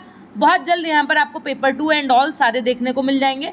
इसके बाद में आपने कहा नहीं मैम हमको तो वन लीनियर नोट्स के साथ में MCQs पढ़ना है, तब हमने कहा कि आप कोर्सेज पे क्लिक करिएगा। कोर्सेज के बाद में सी ऑल पेड कोर्स के बगल में क्लिक करेंगे तो आप नीचे आ जाएंगे। यहाँ पर आपके पास पेपर 1 पेपर 2 अवेलेबल है जिसको आप आसानी से कवर अप कर सकते हैं। ठीक है, उसके बाद में जिन बच्चों को क्लासेस नहीं पता है तो आप लोग अपने यूट्यूब पे सर्च करिए PG पॉइंट। जैसे ही आप सर्च करेंगे आपको ये चैनल दिखेगा। चैनल के बाद में आपको यहाँ पर जैसे होम वीडियोस शॉर्ट्स लाइव दिख रहा है, इसके बगल में यहीं पर आपको प्लेलिस्ट दिखेगा। तो प्लेलिस्ट पे जैसे ही आप आ जाएंगे ये देखिए भारत में शिक्षा के समवर्ती मुद्दे पेपर 2 आपका, इसकी सारी क्लासेस अब कंप्लीट हो चुकी हैं, आप आसानी से देख सकते हैं। ये आपके 4th सेमेस्टर के सभी सब्जेक्ट की MCQs जितने हम करवाते जा रहे हैं, MCQs वाली जो क्लासेस हैं, क्योंकि कुछ बच्चे कहते हैं हम केवल MCQs पढ़ेंगे, तो उनके लिए हमने अलग प्लेलिस्ट बना दी है। उसके बाद में आप पाठ्यचर्या का विकास, ये पेपर 3 देख पा रहे हैं, पेपर 1 देख पा रहे हैं, सब कुछ बहुत ही अल्टीमेट तरीके से आपको यहाँ पर मिलेगा। मान लीजिए आपने पेपर 1 को क्लिक किया तो आप देख पा रहे हैं अब ये क्लास आपकी 11,000 से ज़्यादा बच्चे देख चुके हैं। थ्योरेटिकल क्लासेस बच्चे देख रहे हैं। आप लोग ये वाली क्लास ज़रूर देखिएगा, ये जो NEP 2020 की ये वाली क्लास है ये हमने अपने नोट्स से कराई हुई है। ये बहुत इंपॉर्टेंट क्लास है, 100% मैं गारंटी ले रही हूँ आज की इस क्लास में कि इस वाली क्लास से ही आपका 1 से 2 क्वेश्चन ज़रूर पूछा जाएगा पेपर 1 और 2 में। ठीक है, तो ये क्लास 27 मिनट की है, ज़रूर देखिएगा, which is related to NEP 2020। इस तरीके से आपके पास मैराथन्स हैं, सब कुछ करवा दिया हमने। देख लीजिए 2-2 घंटे की मैराथन है पेपर 1 और पेपर 2 की। होप सो कि आपने देख लिया होगा। इसी तरीके से हमारी इंस्टाग्राम ID आप देख पा रहे हैं, ये PG पॉइंट ऑफिशियल के नाम से है। आप हमें यहाँ पर भी फॉलो करके मैसेज कर सकते हैं। ये हमारा टेलीग्राम अकाउंट है PG पॉइंट के नाम से, अगर आप नहीं जुड़े हैं तो यहाँ पे भी जुड़ सकते हैं। ऐप के लिए आप प्ले स्टोर पर सर्च करिएगा PG पॉइंट, आपको मिल जाएगा। यहाँ इंस्टॉल का ऑप्शन लिखेगा, इंस्टॉल कर सकते हैं आप। ठीक, अब चलेंगे हम लोग नेक्स्ट क्वेश्चन की तरफ से। देखिए जिन बच्चों ने PDF ले ली है आप अपने एग्जाम से पहले बहुत बार उसको रिवाइज करके जाइएगा क्योंकि उसके क्वेश्चंस बहुत इंपॉर्टेंट हैं। ठीक है, इंदिरा गांधी राष्ट्रीय खुला विश्वविद्यालय या ओपन यूनिवर्सिटी की स्थापना किस वर्ष में हुई थी? तो ये हुई थी 1985 में। 40 वर्ष से अधिक आयु वाले अध्यापकों को जिन्होंने कम से कम 5 वर्ष की सेवा की है पूरा प्रशिक्षण कोर्स पढ़ने की आवश्यकता नहीं है। ये किस आयोग का कहना है? तो ये कोठारी आयोग का कहना है। उत्तर प्रदेश के 2 केंद्रीय विश्वविद्यालयों का नाम लिखिए। तो देखो ये कुछ वन लीनियर टाइप है ना, तो आप उत्तर प्रदेश के 2 केंद्रीय विश्वविद्यालय आपके बनारस हिंदू विश्वविद्यालय और अलीगढ़ मुस्लिम विश्वविद्यालय हो गया। उसके बाद में क्या है, उत्तरी क्षेत्र तथा पूर्वी क्षेत्र में क्षेत्रीय शिक्षा महाविद्यालय कहाँ स्थित है? तो उत्तरी क्षेत्र अजमेर और पूर्वी क्षेत्र भुवनेश्वर में। निष्पंदन सिद्धांत किस वर्ष तथा किस प्रतिवेदन पर आधारित था? ये तो मैकाले के विवरण पत्र 1835 पर आधारित था। NCTE तथा NLM का पूरा नाम, देखो फुल फॉर्म जरूर अच्छे से लर्न करिएगा, फुल फॉर्म से भी 100% क्वेश्चन आएगा, मैं आपको पहले ही अवेयर कर दे रही हूँ। NCT का national council for teacher education और आपका NLM का नेशनल लिटरेसी मिशन। ठीक, मदरसों में शिक्षा का माध्यम क्या हुआ करता था? तो मदरसों में शिक्षा का माध्यम आपका फारसी हुआ करता था। वुड का आज्ञा पत्र प्रकाशित हुआ कब हुआ? वुड का आज्ञा पत्र कब प्रकाशित हुआ? तो आपका 19 जुलाई 1854। डेट भी याद रखिएगा। विश्वविद्यालय शिक्षा आयोग के अध्यक्ष थे, कौन थे? विश्वविद्यालय शिक्षा आयोग के अध्यक्ष आपके डॉक्टर एस राधाकृष्णन। 6 से 14 वर्ष की आयु के में सभी बच्चों को अनिवार्य एवं निःशुल्क शिक्षा उपलब्ध कराने के प्रयास करना लक्ष्य है, तो केंद्रीय शिक्षा सलाहकार परिषद का। नेक्स्ट, राष्ट्रीय शिक्षक शिक्षा परिषद के विकास हेतु कार्य करती है कौन? तो ये करती है आपकी शिक्षक शिक्षा। प्राथमिक शिक्षा प्रारंभ होती है कहाँ से, तो आपका बाल्यावस्था से। राष्ट्रीय शिक्षक शिक्षा परिषद ने शिक्षक शिक्षा में शिक्षक छात्र अनुपात कर दिया है, कितना कर दिया है, तो 1:15 कर दिया है। निष्पंदन सिद्धांत में किस वर्ग की शिक्षा पर बल दिया गया था, तो आपका उच्च शिक्षा की शिक्षा पर बल दिया गया था। 6 से 14 वर्ष के बच्चों के लिए सर्वप्रथम निःशुल्क और अनिवार्य प्राथमिक शिक्षा पर बल दिया गया था सर्जेंट कमीशन के द्वारा। राधाकृष्ण आयोग की संस्तुतियाँ किससे संबंधित थी आपकी, तो ये उच्च शिक्षा हायर एजुकेशन से संबंधित थी। 2 स्तर प्रधान विश्वविद्यालय डीम्ड के नाम लिखिए। अब आपकी CSJMU भी डीम्ड यूनिवर्सिटी हो गई है। तो दयालबाग एजुकेशनल इंस्टीट्यूट, दयालबाग जो आपका आगरा उत्तर प्रदेश, और वनस्थली विद्यापीठ, वनस्थली जो आपका राजस्थान में। UGC और NCERT का पूरा नाम, UGC का पूरा नाम विश्वविद्यालय अनुदान आयोग या यूनिवर्सिटी ग्रांट कमीशन, और आपका NCERT का पूरा नाम क्या है, राष्ट्रीय शैक्षिक अनुसंधान और प्रशिक्षण परिषद, यानी कि national council of education research and training. Next question है आपका, किंडरगार्टन स्कूल किस विद्वान के शिक्षा सिद्धांतों पर आधारित होते हैं, तो ये होते हैं आपके फ्रॉबेल, किंडरगार्टन फ्रॉबेल।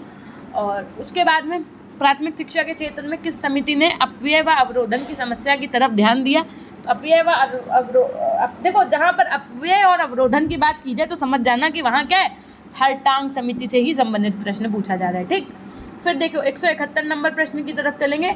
ये किस समिति का वक्तव्य है, क्या कि अपव्यय से हमारा अभिप्राय प्राथमिक शिक्षा की पूरी किए बिना ही बालकों को प्राथमिक स्कूल से हटा लेना है। ये कथन आपका, हमने कहा क्या अपव्यय और अवरोधन आ जाए तो समझो किससे संबंधित है, हरटांग से संबंधित है। 99% सही हो जाएगा आपका। किस सन में संशोधन करके ऑपरेशन ब्लैक बोर्ड के क्षेत्र में उच्च प्राथमिक विद्यालयों को भी विस्तृत कर दिया गया था, तो ये संशोधन आपका 1992 में हुआ था, ठीक। वर्क प्लान जो आया था इनका। भारत में 3 प्रकार के माध्यमिक विद्यालय आपके कौन कौन से होते हैं, तो ये होते हैं आपके राजकीय, स्थानीय परिषदों द्वारा संचालित और व्यक्तिगत संस्थाओं द्वारा संचालित। आधुनिक भारतीय उच्च शिक्षा की आधारशिला किस सन में रखी गई थी, तो ये रखी गई थी 1857 में। बनारस विश्वविद्यालय की स्थापना किस सन में हुई थी आपकी, तो ये हुई थी आपकी 1916 में। लखनऊ विश्वविद्यालय की स्थापना किस सन में हुई थी, तो ये हुई थी आपकी 1921 में।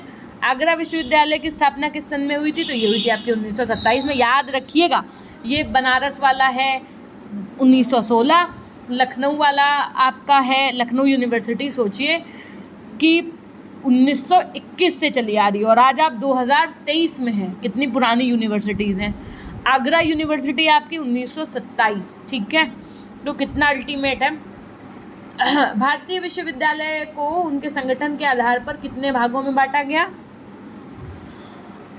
Option C is the right answer, 3। भारतीय विश्वविद्यालय के 3 प्रकार कौन कौन से हैं आपके, तो ये हैं आपके आवासीय, संबंधक और आवासीय संबंध, option B is the right answer. Next, अपव्यय व अवरोधन रोकने हेतु मान्य सुझाव किसने दिए थे, तो ये किसने दिए थे आपके, ये दिए थे option D is the right answer आपका, NCERT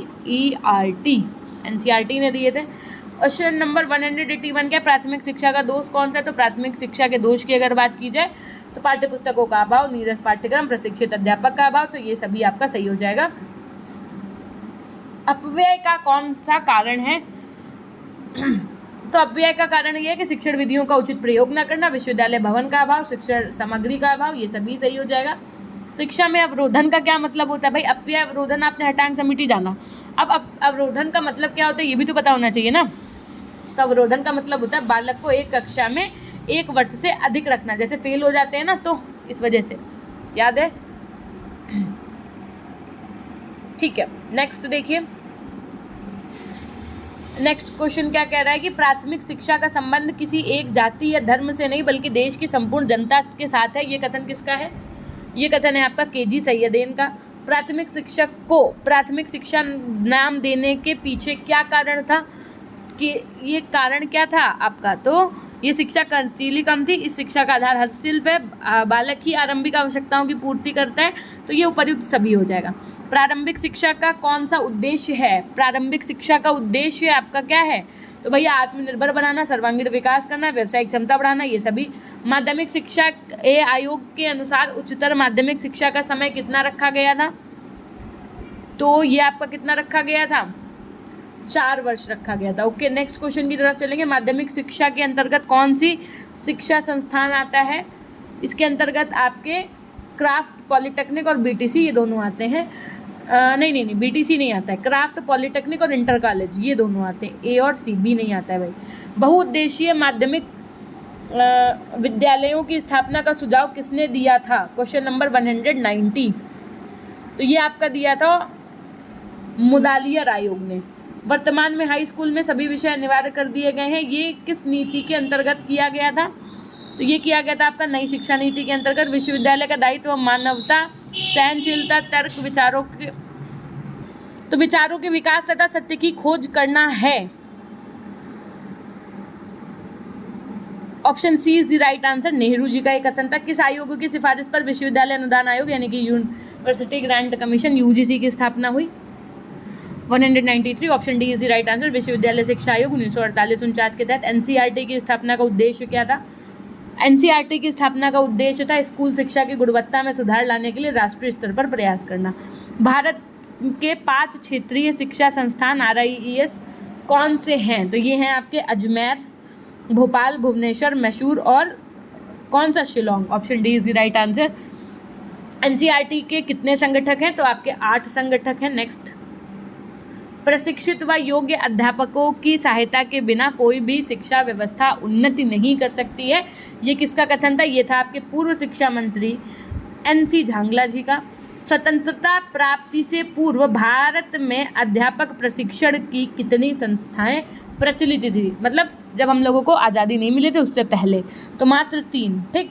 सन 1947 में केंद्रीय शिक्षा संस्थान CIE की स्थापना कहाँ हुई थी? तो ये हुई थी आपकी न्यू दिल्ली, नई दिल्ली में। शिक्षा के क्षेत्र में राष्ट्र की सर्वोच्च संस्था एपेक्स बॉडी किसे माना जाता है? तो माना जाता है NCERT को। ठीक है।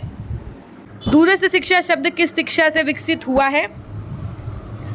तो ये हुआ है आपका पत्राचार से। आचार्य राममूर्ति समिति ने शिक्षा के क्षेत्र में क्या विचार दिया था? तो इनका था शिक्षा का सार्वजनिकरण। शिक्षा के सार्वजनिकरण की संकल्पना में शिक्षा को राष्ट्रीय विकास से संबद्ध करने का विचार किसका था? तो ये था JP नायक जी का। शिक्षा के लोकव्यापीकरण पर जोर दिया था, किसने दिया था? तो ये दिया था राष्ट्रीय शिक्षा नीति ने। शिक्षा के सार्वजनिकरण में कौन सी बाधा है? शिक्षा के आपके सार्वजनिकरण में रटने पर बल, व्यवसाय शून्य शिक्षा, सैद्धांतिक पाठ्यक्रम, ये सभी आपका सही हो जाएगा। क्वेश्चन नंबर 206 की तरफ चलेंगे। प्राथमिक शिक्षा के पाठ्यक्रम संबंधी त्रुटियों को दूर करने हेतु सिफारिश किसने की थी? तो ये की थी आपकी NCERT ने। NCERT का फुल फॉर्म कमेंट सेक्शन में लिखिएगा। SCERT, NCERT, न्यूपा, इनका फुल फॉर्म आप कमेंट सेक्शन में लिखिएगा। ठीक है। प्राथमिक शिक्षा में सुधार हेतु NCERT द्वारा दी गई सिफारिश कौन सी थी? क्वेश्चन नंबर 207 बताइए। तो राष्ट्रव्यापी पाठ्यक्रम हो, पाठ्यक्रम में भारतीय संस्कृति को स्थान मिले, स्थानीय आवश्यकताओं के अनुरूप पाठ्यक्रम बनाया जाए, ये सभी आपका सही हो जाएगा। क्वेश्चन नंबर 8 देखिए। प्राथमिक शिक्षा के सुधार हेतु निम्नलिखित में से किसने कार्य किया था? आपके प्राथमिक शिक्षा में सुधार के लिए आपके कोठारी आयोग ने काम किया। प्राथमिक शिक्षा के पाठ्यक्रम की कोठारी आयोग की सिफारिशों में से इनमें से कौन सी एक सिफारिश थी? तो सृजनात्मक क्रियाएं, ये एक सिफारिश थी जो कोठारी आयोग की तरफ से की गई।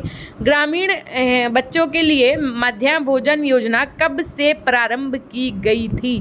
एक बार करवा चुके हैं हम आपको ये क्वेश्चन इससे पहले भी, तो बताइए। क्वेश्चन नंबर 210 दैट इज 15 अगस्त 1995। सभी के लिए शिक्षा परियोजना में 6 से 14 वर्ष तक के बच्चों के लिए किस प्रकार की शिक्षा का प्रावधान किया गया है? Question number 211 sorry. तो औपचारिक और अनौपचारिक दोनों प्रकार की। ऑप्शन डी सही हो जाएगा। किस जनपद में सभी के लिए शिक्षा परियोजना संचालित नहीं है? किस जनपद में? तो ये है आपका आगरा। मध्याह्न भोजन योजना के अंतर्गत प्रतिमाह खाद्यान्न की कितनी मात्रा प्रति बालक को दी जाती है? कितनी मात्रा प्रति बालक को दी जाती है? तो 3 किलोग्राम। ठीक है। नेक्स्ट क्वेश्चन है आपका मध्याह्न भोजन योजना क्या है? मिड डे मील पूछा गया है कि क्या है? तो ये बेसिक शिक्षा परिषद के सभी विद्यालयों में दी जाती है भाई। ऑपरेशन ब्लैक बोर्ड योजना कब शुरू हुई थी? तो ये आपकी 1987-88 में शुरू हुई थी। DPEV का पूरा नाम क्या है? DPEV, तो DPEV का आपका पूरा नाम है जिला प्राथमिक शिक्षा कार्यक्रम। उसके बाद में शैक्षिक अवसरों की समानता किन कारणों से आवश्यक है? Question number 207। तो ये राष्ट्रीय विकास के लिए भी, सभी को शिक्षा के समान अवसर के लिए भी, एकीकृत समाज स्थापना के लिए भी, यानी कि उपर्युक्त सभी सही हो जाएगा। NCTE किससे संबंधित है आपका? कहते हैं ना NCTE की गाइडलाइंस के अकॉर्डिंग, तो ये आपका किससे संबंधित है? अभी करवाया हुआ क्वेश्चन है ये, टीचर्स एजुकेशन, शिक्षा से संबंधित है। ग्रामीण प्राथमिक विद्यालयों ने मध्याह्न भोजन की योजना किस सन में आरंभ की थी? ग्रामीण प्राथमिक की बात यहाँ पे की गई, तो ये की थी 1995 में। भारत में माध्यमिक शिक्षा का प्रारंभ किसने किया था? माध्यमिक शिक्षा पूछा गया है, तो माध्यमिक शिक्षा का प्रारंभ लॉर्ड मैकाले। भारत में माध्यमिक शिक्षा का प्रारंभ किस शताब्दी में हुआ? यदि ये पूछ लिया जाए तो 18वीं शताब्दी के प्रारंभ में हुआ। राष्ट्रीय शिक्षा नीति 1986 में प्राथमिक शिक्षा कक्षा 1 से 5 को कब तक सर्वसुलभ बनाने की घोषणा की गई थी? क्या टारगेट था इनका? तो 1990 था टारगेट, ठीक, लेकिन प्राप्त नहीं कर पाए आज भी। प्रारंभ में ब्लैक बोर्ड योजना किस स्तर के विद्यालयों के सुधार हेतु बनाई गई? प्राथमिक जो विद्यालय थे इनके सुधार के लिए बनाई गई। 10+2+3 की शिक्षा संरचना सर्वप्रथम किस राष्ट्रीय शिक्षा नीति में घोषित की गई थी? मतलब 10+2+3 वाली प्रणाली। तो ये आपकी जो शिक्षा नीति 1986 वाली आई उसके तहत ये घोषणा की गई थी। नवोदय विद्यालय खोलने की घोषणा किस शिक्षा नीति में की गई थी? नवोदय विद्यालय से रिगार्डिंग, तो ये भी आपकी राष्ट्रीय शिक्षा नीति 1986, जो हमने आपको NEP 1986 वाला चैप्टर पढ़ाया है, अगर आपने नहीं पढ़ा है तो पढ़िएगा, बहुत इंपॉर्टेंट चैप्टर है।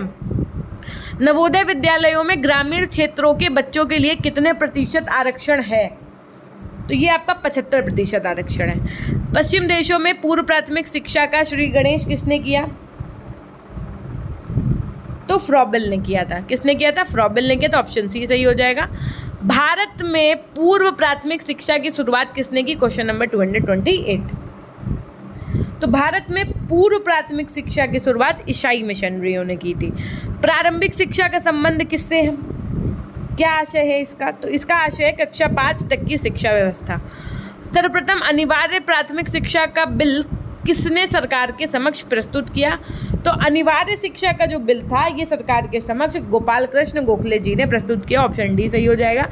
राष्ट्रीय शिक्षा परिषद किस शिक्षा के विकास हेतु कार्य करती है? तो ये शिक्षा यानी टीचर्स एजुकेशन के लिए कार्य करती है। किस शिक्षा व्यवस्था में अध्यापक की भूमिका गौण होती है? Question number 232। तो प्रकृतिवाद। प्राथमिक शिक्षा में अपव्यय एवं अवरोधन की समस्या को और किस समिति ने ध्यान दिलाया था? Question number 233। तो ये ध्यान दिलाया था आपके हरटांग समिति ने।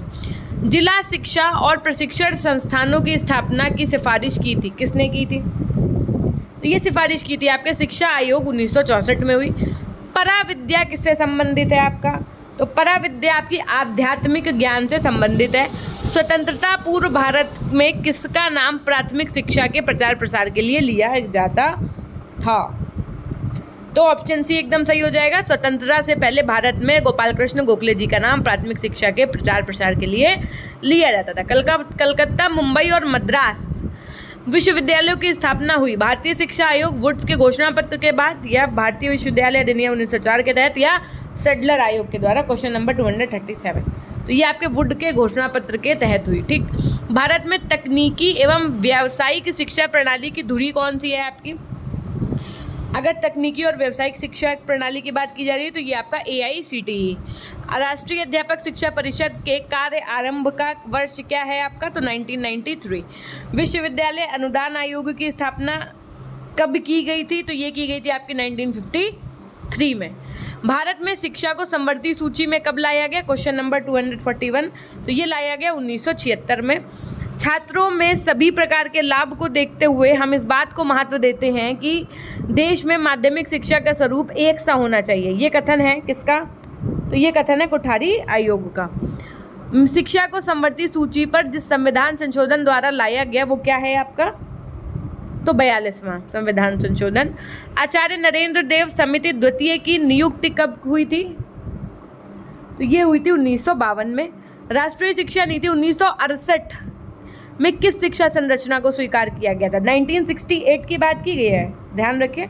तब भी यहाँ पे 10+2+3 लगा करके आएंगे। राष्ट्रीय शिक्षा नीति 1968 में अनिवार्य एवं निःशुल्क प्राथमिक शिक्षा के लक्ष्य को कब तक प्राप्त कर लेने की घोषणा की गई थी? हालांकि प्राप्त हुआ नहीं हुआ ये इट डजेंट मैटर, लेकिन घोषणा जो की गई थी वो आपकी 1978 तक प्राप्त कर लेने की गई थी। राष्ट्रीय शिक्षा नीति 1968 में किस स्तर की शिक्षा को अनिवार्य करना प्रस्तावित किया गया? माध्यमिक की बात, माध्यमिक शिक्षा को। ये मत किसका था कि अनवरत या प्रौढ़ शिक्षा के बिना आर्थिक एवं सामाजिक विकास की गति नहीं लाई जा सकती है? तो ये कथन था आपके डॉक्टर VKRV राव का। अध्यापक शिक्षा का क्या परिणाम होता है? टीचर्स एजुकेशन का क्या रिस्पॉन्ड होता है, क्या परिणाम होता है? तो पहली बात तो नियोजित शिक्षा, फलदायी शिक्षा, उचित बाल निर्देशन, ये सभी आपका सही हो जाएगा। सेवाकालीन प्रशिक्षण किस सदी का विचार है? सेवाकालीन प्रशिक्षण जो है वो आपका 20वीं सदी का विचार है। आपको मैं बता दूं, आप अपने 10 मिनट भी पूरे नहीं हो पाए और 50 क्वेश्चंस कर चुके हैं। ये आपका एक ऐसा रिवीजन जिसमें नो डिस्टर्बेंस, ओनली रिवीजन। आप ऐसी क्लासेस को कम से कम 2 से 3 बार भी देखेंगे तब भी बोर नहीं होंगे। और जैसे मान लीजिए आप एग्ज़ाम टाइम पे हैं, है ना, तो आप अपना सुबह ट्रैवल कर रहे हैं तब भी आराम से ईयरबड्स लगाया और ट्रैवल कर रहे हैं तब भी फटाफट से देख लिया जल्दी से 2x की स्पीड से। इवन 2x की स्पीड लगाने की ज़रूरत ही नहीं है, मैं खुद ही इतना फास्ट पढ़ा रही हूँ, अर्थात रिवीजन करवा रही हूँ।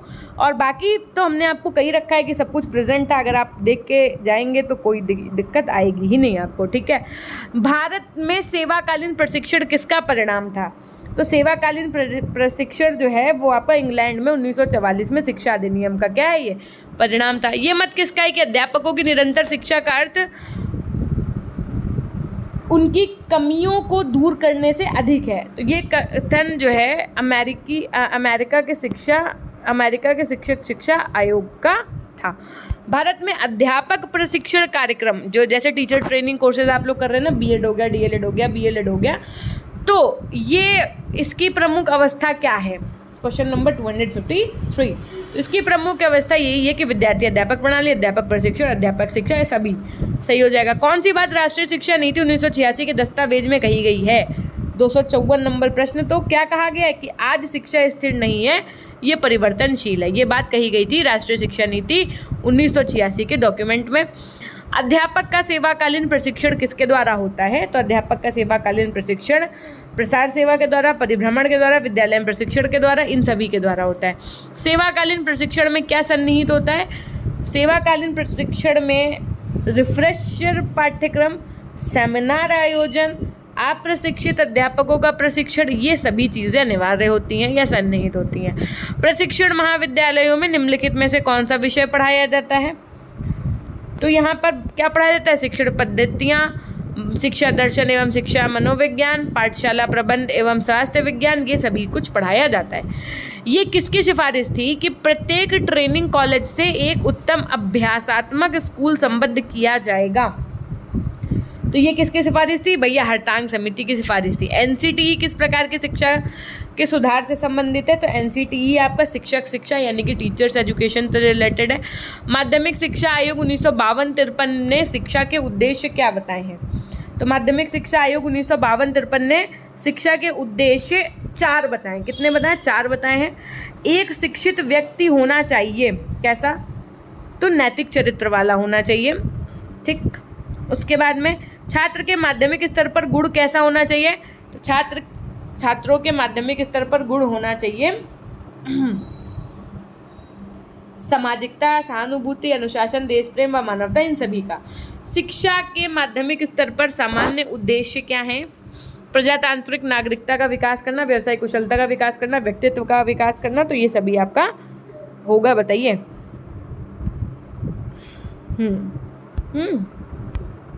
ये सभी सही हो जाएगा। शिक्षा का प्रमुख उद्देश्य यदि पूछा जाए तब आप क्या टिक करके आएंगे? तो शिक्षा के प्रमुख उद्देश्य है कि व्यक्ति को अच्छा मानव बनाना। कहते हैं कि जब एक बेटे ने अपने पिता से पूछा कि मैं क्या बनूं, तो पिता ने जवाब दिया कि आप अपने जीवन में सबसे पहला एक अच्छा इंसान बनिए। तो वही बात यहाँ पर भी है कि शिक्षा का उद्देश्य भी यही है कि व्यक्ति को अच्छा मानव बनाना, है ना। माध्यमिक शिक्षा आयोग की नियुक्ति 1952-53 में अध्यक्षता में हुई थी। तो किसकी अध्यक्षता में हुई थी? तो डॉक्टर रामस्वामी मुदालियर। कोठारी आयोग की सिफारिशें क्या थी? तो जो कोठारी आयोग की सिफारिशें थी वो शिक्षा के साथ क्षेत्रों के संबंध में थी। वुड प्रेषण की ऐतिहासिक घटना हुई थी, कब हुई थी? तो 1854 में हुई थी। शिक्षा आयोग के चेयरमैन कौन थे आपके? शिक्षा आयोग के चेयरमैन ये थे doctor DS Kothari. Option B सही हो जाएगा। किस आयोग ने पाठ्यक्रम का संगठन 8वीं के बाद 2 स्तरों पर करने की सिफारिश की थी? तो ये भी आपकी किसने की थी? कोठारी आयोग ने ही की थी। क्वेश्चन नंबर 270 की तरफ चलेंगे। माध्यमिक शिक्षा आयोग 1952-53 के अनुसार विविध पाठ्यक्रम का प्रवेश स्तर पर किया जाए। किस स्तर पर किया जाए? तो उच्चतर माध्यमिक स्तर पर किया जाए। माध्यमिक शिक्षा का दोष क्या है यदि पूछा जाए तो पाठ्यक्रम का दृष्टिकोण संकुचित होना, पाठ्यक्रम पुस्तकीय होना, पाठ्यक्रम सैद्धांतिक होना, ये सभी आपका सही हो जाएगा। पाठ्यक्रम निर्माण का प्रमुख सिद्धांत आपका क्या है? पाठ्यक्रम निर्माण का प्रमुख सिद्धांत, तो पाठ्यक्रम निर्माण का प्रमुख सिद्धांत है बालकों को समग्र अनुभव प्रदान करना, पाठ्यक्रम को वर्तमान के अनुभवों से संबंधित करना, कौतूहल, यथार्थता तथा सामान्यीकरण के प्रमुख स्थान देना, ये सभी सही हो जाएगा। शिक्षक की एक मुख्य भूमिका छात्रों को उनके लिए तैयार करना है, तो ये बात है भविष्य की चुनौतियों के लिए तैयार करना। भाई टीचर का ही तो काम है बच्चों को भविष्य की चुनौतियों के लिए तैयार करे। विद्यालय और समुदाय के बीच संबंध स्थापित करने का प्रमुख उपाय आपका कौन सा है? तो ये है अभिभावक शिक्षा संघ का। अनौपचारिक साधनों में सम्मिलित है, क्या सम्मिलित है? तो सायंकालीन कक्षाएं, पत्राचार शिक्षा केंद्र, दूरदर्शन, आकाशवाणी, ये सभी सम्मिलित हैं। बिना शिक्षक के व्यक्तिगत जीवन की कोई भी शिक्षा नहीं दी जा सकती है, ये कहा जाता है किसके द्वारा? स्वामी विवेकानंद जी के द्वारा ये कथन कहा जाता है। कैसे याद रखोगे? वा से विवेकानंद, वा से व्यक्तिगत, है ना। नेक्स्ट, अनौपचारिक साधनों में क्या सम्मिलित है आपका? इनफॉर्मल मीडियम में क्या सम्मिलित है? तो पत्राचार, सायंकालीन कक्षाएं, चलते फिरते विद्यालय, ये सभी। प्रतीकों का वर्गीकरण किया जा सकता है इनमें। भाषा, चित्र, क्रियाशीलता का होना अच्छा है। संप्रेषण के अनिवार्य रूप से सम्मिलित होते हैं, तो प्रतीक, ऑप्शन बी एकदम सही हो जाएगा आपका। संप्रेषण यानी कम्युनिकेशन को प्रभावित करने वाला कारक क्या है? तो भौतिक कारक, अर्थ विषयक अथवा भाषाई कारक, व्यक्तिगत अथवा मनोसामाजिक कारक, आपका ऑप्शन डी सही हो जाएगा। कक्ष की स्थिति में संप्रेषण के मुख्य अवयव कौन से हैं? तो पठन, लेखन, बोलना और श्रवण करना, यही हैं सारे, ठीक है। उद्दीपन विचलन में शिक्षक को शिक्षण देते समय किसमें परिवर्तन करते रहना सम्मिलित है? ऑप्शन सी सही हो जाएगा, व्यवहार में। पाठ्यक्रम सहगामी क्रियाएं छात्रों के स्वास्थ्य के लिए सशक्त चिकित्सा है, खेल चिकित्सा, समूह चिकित्सा, योग चिकित्सा, या सभी, तो ये सभी सही हो जाएगा आपका। आज भारत को भगवत गीता की नहीं वरन फुटबॉल के मैदान की आवश्यकता है, ये कथन किसका है? स्वामी विवेकानंद जी का। क्या कथन इन्होंने क्या कहा? इन्होंने कहा कि आज भारत को भगवत गीता की नहीं वरन फुटबॉल के मैदान की आवश्यकता है, ये कथन स्वामी विवेकानंद जी का था। वाद विवाद प्रतियोगिता में तत्व ध्यान से देखने चाहिए, कैसे? तो प्रतियोगिता का संचालन कुशल अध्यापकों के द्वारा कराया जाना चाहिए। उच्चारण संबंधी शुद्धता पर ध्यान देना चाहिए। प्रतियोगिता तिथि पूर्व निश्चित होनी चाहिए, ये सभी आपका सही हो जाएगा। भारत में खुलने वाले विश्वविद्यालय में कौन नहीं था? लाहौर नहीं था। कौन सा खुला विश्वविद्यालय है आपका? तो नालंदा विश्वविद्यालय, ये आपका क्या है? ओपन यूनिवर्सिटीज़ के अंतर्गत आ जाएगी। इंदिरा गांधी खुला विश्वविद्यालय की स्थापना कब हुई थी? इग्नू की अगर बात की जाए तो ये आपका 1985 में हुई। देश में सबसे पहले किस विश्वविद्यालय की स्थापना हुई? देश में सबसे पहले आपके मुंबई विश्वविद्यालय की स्थापना हुई थी। उच्च शिक्षा संस्थान, देखो हमने आपको मुंबई का और लखनऊ का और शायद बनारस का भी, तीनों का हमने आपको स्थापना वर्ष बताया है, तो आप वो भी कमेंट सेक्शन में कमेंट करिएगा, ठीक है। उच्च शिक्षा संस्थाओं में राष्ट्रीय सेवा योजना कब शुरू हुई थी? तो 1959 में हुई थी ये। उच्च शिक्षा की प्रमुख समस्या क्या थी, यानी कि what are the main problems in higher education? छात्र अनुशासनहीनता, निर्देशन का अभाव यानी कि गाइडेंस की कमी रही, और शिक्षा का जो स्तर था, जो लेवल था, वो बहुत निम्न था, यही सभी सही हो जाएगा। निम्न में से कौन सी संस्था डीम्ड यूनिवर्सिटी नहीं है? कौन सी संस्था डीम्ड यूनिवर्सिटी नहीं है? तो जो विश्व भारती शांति निकेतन है, ये आपकी डीम्ड नहीं है। बाकी गुरुकुल, कागड़ी, हरिद्वार, वनस्थली विद्यापीठ, गुजरात विद्यापीठ, ये सारी आपकी डीम्ड है। विश्वविद्यालय अनुदान आयोग 5 वर्षों में कम से कम मॉडल पाठ्यचर्या को अद्यतन बनाने का कार्य करें। ये सुझाव किसने दिया आपका? तो ये सुझाव दिया था कोठारी आयोग 1964-66 ने। इलाहाबाद विश्वविद्यालय की स्थापना कब हुई थी? देखो यहाँ पर फिर से हमने अभी आपसे पूछा और वही बात यहाँ पर आ भी गई। तो ये हुई थी 1987 में। और बनारस संस्कृत कॉलेज की स्थापना 1791 में हुई। ये ईयर्स याद रखिएगा, मोस्ट इंपॉर्टेंट है। 296 नंबर क्वेश्चन है, ऑपरेशन ब्लैक बोर्ड योजना की घोषणा करने के उद्देश्य आपके क्या है? तो ऑप्शन सी, क्या उपर्युक्त दोनों उद्देश्यों की प्राप्ति अर्थात अनिवार्य शिक्षा को सुचारू रूप से चलाने के लिए और प्राथमिक शिक्षा की गुणवत्ता को बढ़ाने के लिए। देखिए ये आपके कुछ इजी क्वेश्चन है। हमने जो आपको पीजी पॉइंट ऐप अगर नहीं इंस्टॉल किया तो इंस्टॉल करिएगा। हम अब दिखाएंगे नहीं पीडीएफ, आपको बहुत बार वीडियोस में दिखा चुके हैं। पेपर 1 से लेकर के पेपर 4 तक आपकी पीडीएफ गिवन है। वहाँ पर जो हमने आपको एमसीक्यूज प्रोवाइड करवाए हैं वो तो एग्ज़ाम ओरिएंटेड है। वो अगर आप देख लेंगे, पढ़ लेंगे अच्छे से, तो ये मान के चलिए कि वो और क्लासेस अगर आप इतना करके जा रहे हैं तो 100% आपको पेपर आता होगा। आप ये समझ लीजिए कि जितने क्वेश्चन करने हैं उससे एक्स्ट्रा क्वेश्चन आपको आते होंगे। बहुत अच्छे से आप अपने एग्ज़ाम को कर पाएंगे। लेकिन ये पॉसिबल तभी है जब आपने बहुत लोगों ने नोट्स ले लिए, I know this very well, तो उसका मल्टीपल टाइम रिवीजन बहुत ज़रूरी है। ऐसा नहीं है कि बस नोट्स ले लिया ख़त्म काम, ले लिया, लेने से कुछ नहीं होगा।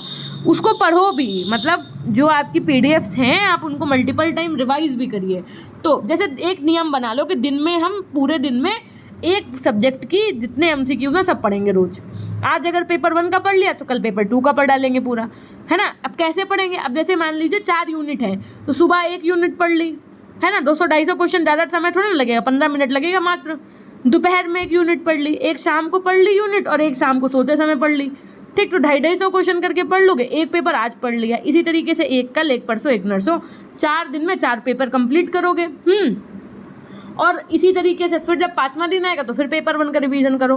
तो उससे क्या होगा, आपके दिमाग में ऑप्शन सहित सारे क्वेश्चन बैठ जाएंगे, है ना। वैसा सेम क्वेश्चन आ जाएगा तो आपको कोई इश्यूज़ नहीं आएंगे। इस तरीके से पढ़िए। ये हमारी आपसे एक मतलब कह सकते हैं रिक्वेस्ट ही, या आप रिक्वेस्ट क्या कुछ भी समझिए, आप हमें जो भी मानते हैं, है ना। कोई हमें दीदी कह रहा है तो कोई मैम समझता है, तो कोई अपना कलीग मानता है, कोई, तो आप हमें जो भी समझते हैं मैं उस बेसिस पे आपको एक राय देना चाहती हूँ। और वो राय मेरी यही है कि आप ज़रूर पढ़िए, है ना। अनिवार्य शिक्षा के लिए प्रायोगिक तौर पर सर्वप्रथम किसने प्रयास किया? तो ये प्रयास किया था आपके महाराजा संभाजी गायकवाड़ जी ने अनिवार्य शिक्षा के लिए प्रायोगिक तौर पर, प्रैक्टिकल की वे में। ठीक, भारतीय संवैधानिक प्रावधान की धारा 45 संबंधित है, किससे संबंधित है आपकी? तो 14 वर्ष तक के बच्चों को निःशुल्क व अनिवार्य शिक्षा से संबंधित है आपकी धारा 45। पब्लिक स्कूलों के विकास से प्रमुख समस्या संवैधानिक प्रावधानों की क्रियाविधि के जिस क्षेत्र में आई वो क्या है आपकी? तो वो है शैक्षिक अवसरों की समानता। नेक्स्ट लास्ट क्वेश्चन, ये आपका 300 खत्म हो जाएंगे यहाँ से। क्वेश्चन 300 प्रश्न आप कर चुके होंगे। हिंदी भाषा क्षेत्रों में माध्यमिक स्तर पर त्रिभाषा सूत्र के अंतर्गत व अध्ययन के लिए भाषाएं कौन सी हैं आपकी? तो हिंदी, अंग्रेजी और कोई एक भारतीय भाषा। ठीक, 1918 से 1920 तक की केवल 2 वर्ष की अल्प अवधि में भारत के 7 राज्यों में अनिवार्य प्राथमिक शिक्षा अधिनियम पारित किया गया। उनमें से एक राज्य कौन सा है आपका? तो आपका है गुजरात। विश्वविद्यालय अनुदान आयोग की स्थापना आपकी कब हुई? तो ये हुई आपकी 1953 में। विश्वविद्यालय शिक्षा आयोग के अध्यक्ष कौन थे? शिक्षा आयोग के यदि अध्यक्ष की बात आएगी तो डॉक्टर राधाकृष्णन कमीशन, और डॉक्टर राधाकृष्णन कमीशन संबंधित था उच्च शिक्षा से। मुदालियर कमीशन किससे संबंधित था आपका? तो माध्यमिक शिक्षा से। माँ से मुदालियर, माँ से माध्यमिक शिक्षा, हमेशा याद रखिए। ठीक, ट्रिक है ये। उसके बाद में माध्यमिक शिक्षा आयोग के अध्यक्ष थे आपके, तो अध्यक्ष की यदि बात किया जाएगा तो डॉक्टर एस रेड्डी। उत्तर प्रदेश सरकार का शिक्षा निदेशालय कहाँ स्थित है? तो इलाहाबाद में। अब प्रयागराज ऑप्शन आ सकता है। माध्यमिक शिक्षा का शुभारंभ किसने किया? तो ये किया था आपके यूरोपीय मिशनरियों ने, याद रखिएगा। चलो आप लोग ये बता दीजिएगा प्राथमिक का किसने किया था। ठीक है, माध्यमिक तो यूरोपीय मिशनरीज ने किया था। राधाकृष्णन आयोग की नियुक्ति किस वर्ष में हुई? तो ये हुई आपकी 1948 में। कोठारी आयोग की नियुक्ति कब हुई? तो ये हुई आपकी 64 में। कोठारी आयोग की संबंधित था, तो ये आपका किससे संबंधित था? प्राथमिक, उच्च और माध्यमिक सभी प्रकार के स्तर से संबंधित था। छात्रों में सभी प्रकार के लाभ को देखते हुए हमें इस बात का महत्व देते हैं कि देश के में माध्यमिक शिक्षा का स्वरूप एक सा होना चाहिए। ये विचार था आपके कोठारी कमीशन का। ठीक, कैसे याद रखोगे? कोठरी में क्या होता है? कोठरी में हम लोग क्या करते हैं? घर पे नॉर्मली क्या होता है, देखो, जितनी भी लाभ मिलने वाली वस्तुएं होती हैं, जैसे सोना, चांदी, रुपया, पैसा, लाभ मिलने वाली वस्तुएं कहाँ रख देते हैं हम लोग? कोठरी में छुपा के रख देते हैं। तो वैसे यहाँ अगर इससे संबंधित आपको दिखेगा तो आपको याद आ जाएगा। शिक्षक शिक्षा की सबसे प्रमुख समस्या क्या है? टीचर्स एजुकेशन की सबसे मेजर प्रॉब्लम क्या है? तो ये है आपकी सिद्धांत व व्यवहार में पृथकता। शिक्षक प्रशिक्षण की प्रमुख समस्या क्या है? तो ये है मानवीय पक्ष की अवहेलना। शिक्षक शिक्षा का गुणात्मक सुधार निर्भर करता है शिक्षक की किस पर? शिक्षक की गुणवत्ता पर। यह आपके लिए क्वेश्चन है। शिक्षक सत्यता पूर्वक तब तक नहीं पढ़ा सकता जब तक उससे सीखा नहीं है। वह दीपक तब तक दूसरे दोष की भांति प्रकाश नहीं फैला सकता जब तक कि उसकी बत्ती को प्रज्वलित ना किया जाए। ये कथन है किसका? आपके तो रविंद्रनाथ टैगोर जी का। आर.एन. टैगोर भी लिख के आ सकते हैं। समाज में अध्यापक का स्थान बड़ा महत्वपूर्ण है। वह एक पीढ़ी से दूसरी पीढ़ी की बौद्धिक परंपराएं तथा तकनीकी कौशल पहुंचाने का केंद्र है और सभ्यता के प्रकाश को प्रज्वलित करने में सहायक होता है। ये कथन किसका है आपका? तो ये है आपके डॉक्टर राधाकृष्णन का। सन 1857 में स्वतंत्रता संग्राम के बाद भारत में अध्यापकों के प्रशिक्षण की व्यवस्था पर जोर किसने दिया? तो ये दिया था आपके किसने भैया? लॉर्ड स्टैनले ने। ठीक, उसके बाद में छात्र अध्यापक पद्धति का प्रचलन कब से प्रारंभ हुआ आपका? तो प्राचीन काल से ही प्रारंभ हो गया था। शिक्षा के लिए सर्वप्रथम कहाँ केंद्रीय स्कूल की स्थापना की गई? Question number 320। ये की गई आपकी मद्रास में। शिक्षकों के लिए सर्वप्रथम केंद्रीय प्रशिक्षण प्राथमिक विद्यालय की स्थापना किस सन में हुई थी? तो ये हुई थी आपके 1826 में।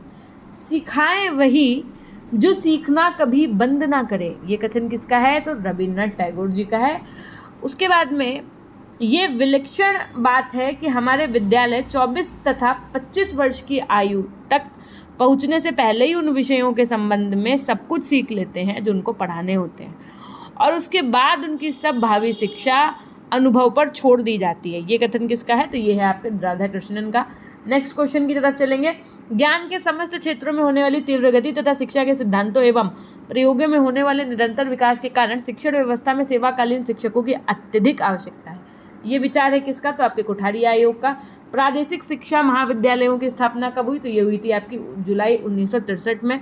माध्यमिक स्कूल प्रणाली को प्रशिक्षण और स्रोत संबंधी सहायता प्रदान करते हैं। कौन करते हैं? तो शिक्षक शिक्षा कॉलेज जो होते हैं वो, जो टीचर्स एजुकेशन वाले कॉलेज होते हैं, जस्ट लाइक जहाँ पर आपके B.Ed, BTC ये सारे कोर्सेज रेगुलेट किए जाते हैं। सन 1992-93 में कितने उच्च शिक्षा संस्थान IASE स्थापित करने की संस्तुति की गई? तो ये 10। शिक्षक शिक्षा के सुधार के लिए 1993 में संसद द्वारा स्थापना की गई। किसकी की गई? तो ऑप्शन ए एकदम सही हो जाएगा, राष्ट्रीय शिक्षा परिषद की। उसके बाद में सेवाकालीन शिक्षा का संगठन एवं उसके नियोजन का दायित्व सौंपा जाना चाहिए तो खुले विश्वविद्यालयों को, यानी कि ओपन यूनिवर्सिटीज़ को। क्वेश्चन नंबर 330 क्या कह रहा है? राष्ट्रीय अध्यापक शिक्षा परिषद की स्थापना हुई कब हुई? तो शिक्षक शिक्षा की गुणवत्ता को सुधारने के लिए हुई। डॉक्टर संपूर्णानंद की अध्यक्षता में गठित समिति का नाम क्या था आपका? तो भावात्मक एकता समिति नाम था। चलेंगे आपके नेक्स्ट क्वेश्चन की तरफ। नई शिक्षा प्रणाली में 1986 में राष्ट्रीय एकता के लिए दिए गए मुख्य सुझाव क्या हैं आपके? तो संपर्क भाषा को बढ़ावा दिया जाए जिससे दूसरी भाषाओं में अनुवाद कार्य तथा बहुभाषा कोशों की शब्दावली प्रोत्साहित किया जा सके। प्रादेशिकता एक डैश समस्या है जिसे दूर करने के लिए अध्यापक शिक्षा की आवश्यकता है।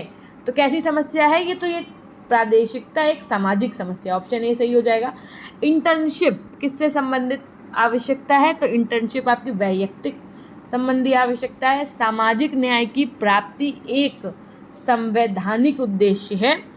सामान्य शिक्षा अध्यापक की डैश बनाती है। क्या बनाती है?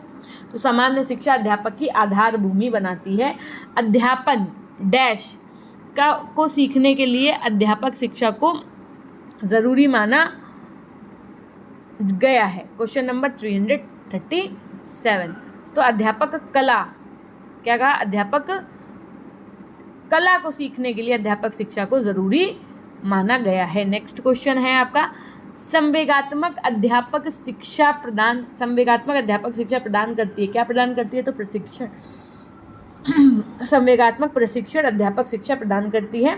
सेवाकालीन और सेवापूर्ण अध्यापक शिक्षा के मध्य डैश को दूर करना आज आवश्यक हो गया। तो किसको दूर करना आवश्यक हो गया? पृथक्करण को दूर करना आवश्यक हो गया है। संसाधन अभाव की स्थिति में समान दक्षता पूर्वक काम का पाना डैश गुण के कारण संभव है। किस गुण के कारण कम संभव है? तो संसाधन संपन्नता के कारण संभव है। समाज को कैसा अध्यापक चाहिए, ये तय करने का कार्य डैश आधार पर किया जाता है। तो किसके आधार पर किया जाता है? दार्शनिक, फिलोसफर्स के आधार पर किया जाता है। अध्यापक डैश होते हैं, प्रशिक्षण के माध्यम से उन्हें तैयार नहीं किया जा सकता, यानी कि अध्यापक जो होते हैं वो जन्मजात होते हैं, जिन्हें ट्रेंड करके नहीं तैयार किया जा सकता है। मॉन्ट्रियल व्यवस्था थी, मॉन्ट्रियल व्यवस्था ब्रिटिश काल में थी। हर्टान कमीशन में प्राथमिक शिक्षा में सुधार तथा शिक्षकों के लिए प्रशिक्षण विद्यालयों की व्यवस्था पर बल दिया तो 1882 में। कलकत्ता विश्वविद्यालय आयोग ने शिक्षा विभाग की व्यवस्था पर बल दिया था। कब दिया था? तो ये दिया था आपका 1917 में। उच्च माध्यमिक स्तर पर अध्यापक शिक्षा हेतु कितने विषयों का चयन अध्यापन विधि ज्ञान के लिए करना आवश्यक माना जाता है? तो ऑप्शन ए एकदम सही हो जाएगा, 1। माध्यमिक स्तर पर अध्यापक प्रशिक्षण हेतु क्या योग्यता निर्दिष्ट की गई है? तो ऑप्शन सी एकदम सही हो जाएगा, स्नातक। ठीक। उसके बाद में शैक्षिक धारा के विषयों के शिक्षण को किस स्तरीय अध्यापक शिक्षा कार्यक्रम में सम्मिलित किया गया है? क्वेश्चन नंबर 348, दैट इज उच्च माध्यमिक। पूर्व प्राथमिक स्तर के अध्यापकों में कैसे गुण होने चाहिए? तो इनमें सहानुभूति की भावना, सूझबूझ की भावना, अवबोध की क्षमता, ये सभी होने चाहिए प्राथमिक स्तर पर और पूर्व प्राथमिक पर। तो सेवारत अध्यापक शिक्षा का प्रतिमान है तो अभिविन्यास पाठ्यक्रम, अवकाशकालीन पाठ्यक्रम, पत्राचार पाठ्यक्रम, ये सभी सही हो जाएगा। सेवारत अध्यापक शिक्षा का उद्देश्य क्या है आपका? तो सेवारत अध्यापक शिक्षा का उद्देश्य मानसिक दृष्टिकोण में विस्तार करना, शिक्षकों की कार्यकुशलता वृद्धि, नवीन उद्दीपन प्रदान करना, सेवारत अध्यापकों को पाठ्यक्रम तथा मूल्यांकन प्रविधियों के विषय में जानकारी प्रदान करना, ये सभी आपका सही हो जाएगा। उसके बाद में सेवारत अध्यापक शिक्षा की देखिए, सेवारत अध्यापक की क्रिया है। Question number 352। तो ऑप्शन क्या सही होगा यहाँ पर? व्यवसायिक ज्ञान प्रदान करना, कौशल का विकास करना, व्यवसाय से संबंध, ये सभी सही हो जाएंगे आपके।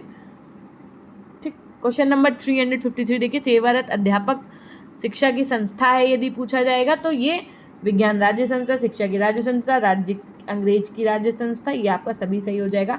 शिक्षण को विशिष्ट उद्देश्यों को व्यवहारिक शब्दावली में लिखने पर बल डैश उपागम में अधिक दिया जाता है। किस में दिया जाता है? तो मूल्यांकन में अधिक दिया जाता है ना। उसके बाद में निरीक्षण के लिए उससे संबंधित किसका उपयोग करना अपेक्षित होता है? तो तालिका का उपयोग करना अपेक्षित होता है। उद्देश्य कथन का चरण पाठ प्रस्तावना और किसके मध्य जोड़ा गया है? तो ये प्रस्तुतिकरण के मध्य जोड़ा गया है। फिर है मनोगामक शिक्षण उद्देश्यों की प्राप्ति किस पाठ योजना के माध्यम से कर पाना संभव हो सकता है? ये आपका कौशल पाठ योजना के माध्यम से। मूल्यांकन या उपागम को किसने प्रचलित करने के लिए प्रयास किया था? तो मूल्यांकन या उपागम को ब्लूम ने, बीएस ब्लूम। पाठ प्रस्तावना छात्रों के अधिगम हेतु कौन बनाता है? तो आपका ये हेतु तत्पर बनाता है बच्चों को रेगुलर। नेक्स्ट क्वेश्चन की तरफ चलेंगे। पाठ प्रस्तावना में छात्रों के पूर्व ज्ञान का उपयोग किया जाता है, व्यवहार के आधार पर सुनिश्चित किया जाता है। तो प्रविष्ट सही हो जाएगा यहाँ पर। अखिल भारतीय माध्यमिक शिक्षा परिषद की स्थापना कब की गई? तो ये की गई आपकी 1955 में। भारत में खुला विश्वविद्यालय सर्वप्रथम कब स्थापित किया गया? व्हेन? तो ये किया गया आपका 1989 में, 1989 याद रखिएगा। त्रिभाषा सूत्र की सर्वप्रथम किसने प्रस्तुत किया था? त्रिभाषा सूत्र आपका। तो ऑप्शन सी सही हो जाएगा, केंद्रीय शिक्षा सलाहकार बोर्ड। नवोदय विद्यालयों का संचालन किया जाना है, तो नवोदय विद्यालयों का संचालन किया जाना है नवोदय विद्यालय समिति के द्वारा। राष्ट्रीय खुला विश्वविद्यालय कब स्थापित किया गया आपका?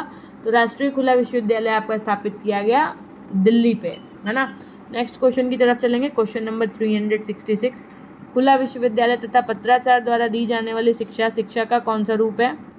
देखिए, जो भी चीज़ें हैं, आप एक चीज़ ये समझ लीजिए कि मल्टीपल टाइम चीज़ों का रिवाइज होना बहुत ज़रूरी है।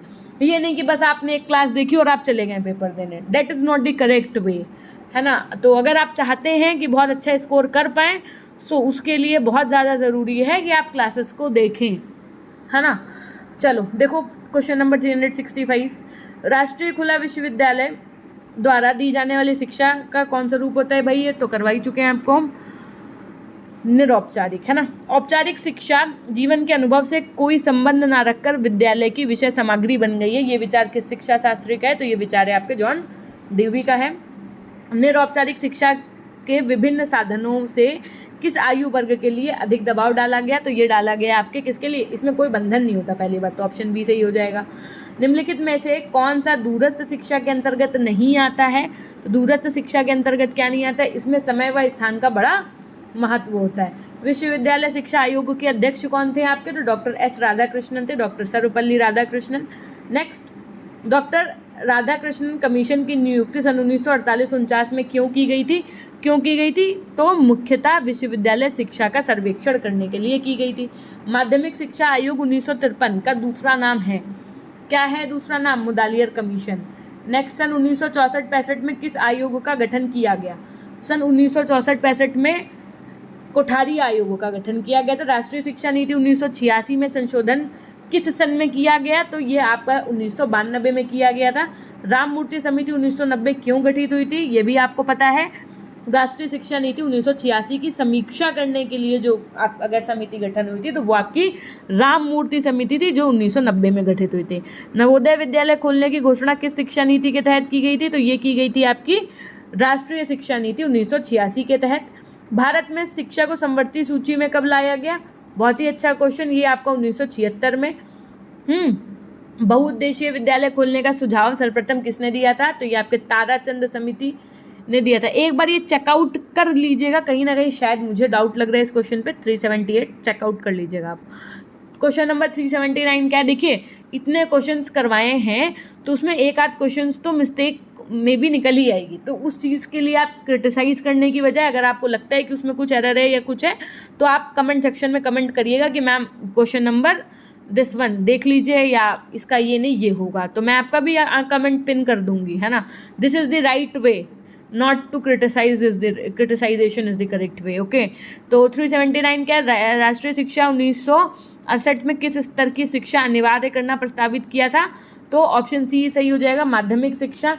1979 की राष्ट्रीय शिक्षा नीति में प्रौढ़ शिक्षा के अंतर्गत किस आयु के वर्ग के लोगों को रखा गया था? तो ये 15 से 35 साल के लोगों को रखा गया था। राष्ट्रीय शिक्षा नीति 1986 में प्राथमिक शिक्षा कक्षा 1 से 5 तक कब तक सर्वसुलभ कराने की घोषणा की गई थी? तो ये घोषणा की गई थी आपकी 1990 में। भारत में सर्वप्रथम 10+2+3 शिक्षा संरचना किस आयोग ने प्रस्तावित की थी? तो ये राधाकृष्णन आयोग ने की थी। सन 1992 में किस राष्ट्रीय शिक्षा नीति का संशोधित स्वरूप पेश किया गया था? तो राष्ट्रीय शिक्षा नीति 1986 का संशोधित रूप क्या किया गया था? 92 में प्रेषित किया गया था। ऑप्शन सी सही हो जाएगा। राष्ट्रीय शिक्षा नीति 1992 को संशोधित कार्यक्रम में कितने खंडों में बांटा गया था? संशोधित में पूछा गया है तो आप क्या लगा करके आएंगे? 23। ऐसे कितने थे 1986 वाले में? 24, याद रखिएगा। राष्ट्रीय शिक्षा नीति 1986 की समीक्षा के लिए श्री राम मूर्ति की अध्यक्षता में समिति का गठन हुआ। कब हुआ? तो जब आपको सन ही याद है 1990, तो अब ये भी याद कर लोगे 7 मई 1990, है ना। 1985 में किस राष्ट्रीय शिक्षा नीति पर विचार विमर्श प्रारंभ हुआ था? तो ये हुआ था आपका 1968 वाली पर, राष्ट्रीय शिक्षा नीति पर, ठीक। उसके बाद में है राष्ट्रीय शिक्षा नीति के अनुसार पूरे देश में निम्न शैक्षिक ढांचे को अपनाने का सुझाव दिया गया था। तो कौन से ढांचे को? तो 10+2+3, जिसके माध्यम से अभी तक आप तक लोग ने भी पढ़ाई की है। राष्ट्रीय शिक्षा नीति 1986 के अंतर्गत प्रारंभिक शिक्षा को अनिवार्य तथा निःशुल्क बनाने हेतु कौन सी योजना लागू की गई थी? तो ये की गई थी आपकी ऑपरेशन ब्लैक बोर्ड।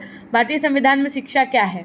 भारतीय संविधान में शिक्षा क्या है? तो ये एक आपका समवर्ती सूची का विषय है, ठीक। हमारे संविधान के किस अनुच्छेद में 14 से किस आयु वर्ष की बच्चों के लिए निःशुल्क और अनिवार्य शिक्षा की बात कही गई है? 14 वर्ष की आयु तक के बच्चों के लिए। तो अनुच्छेद 21 का में कही गई है। धारा कौन सी कही है वो भी बताना ज़रा कमेंट सेक्शन में। निःशुल्क एवं अनिवार्य शिक्षा अधिनियम को कितने अध्यायों में वर्णन है? 391, तो 7 अध्याय। निःशुल्क एवं अनिवार्य शिक्षा अधिनियम में कितने अध्यायों का वर्णन है? तो 7 का है, याद रखिएगा।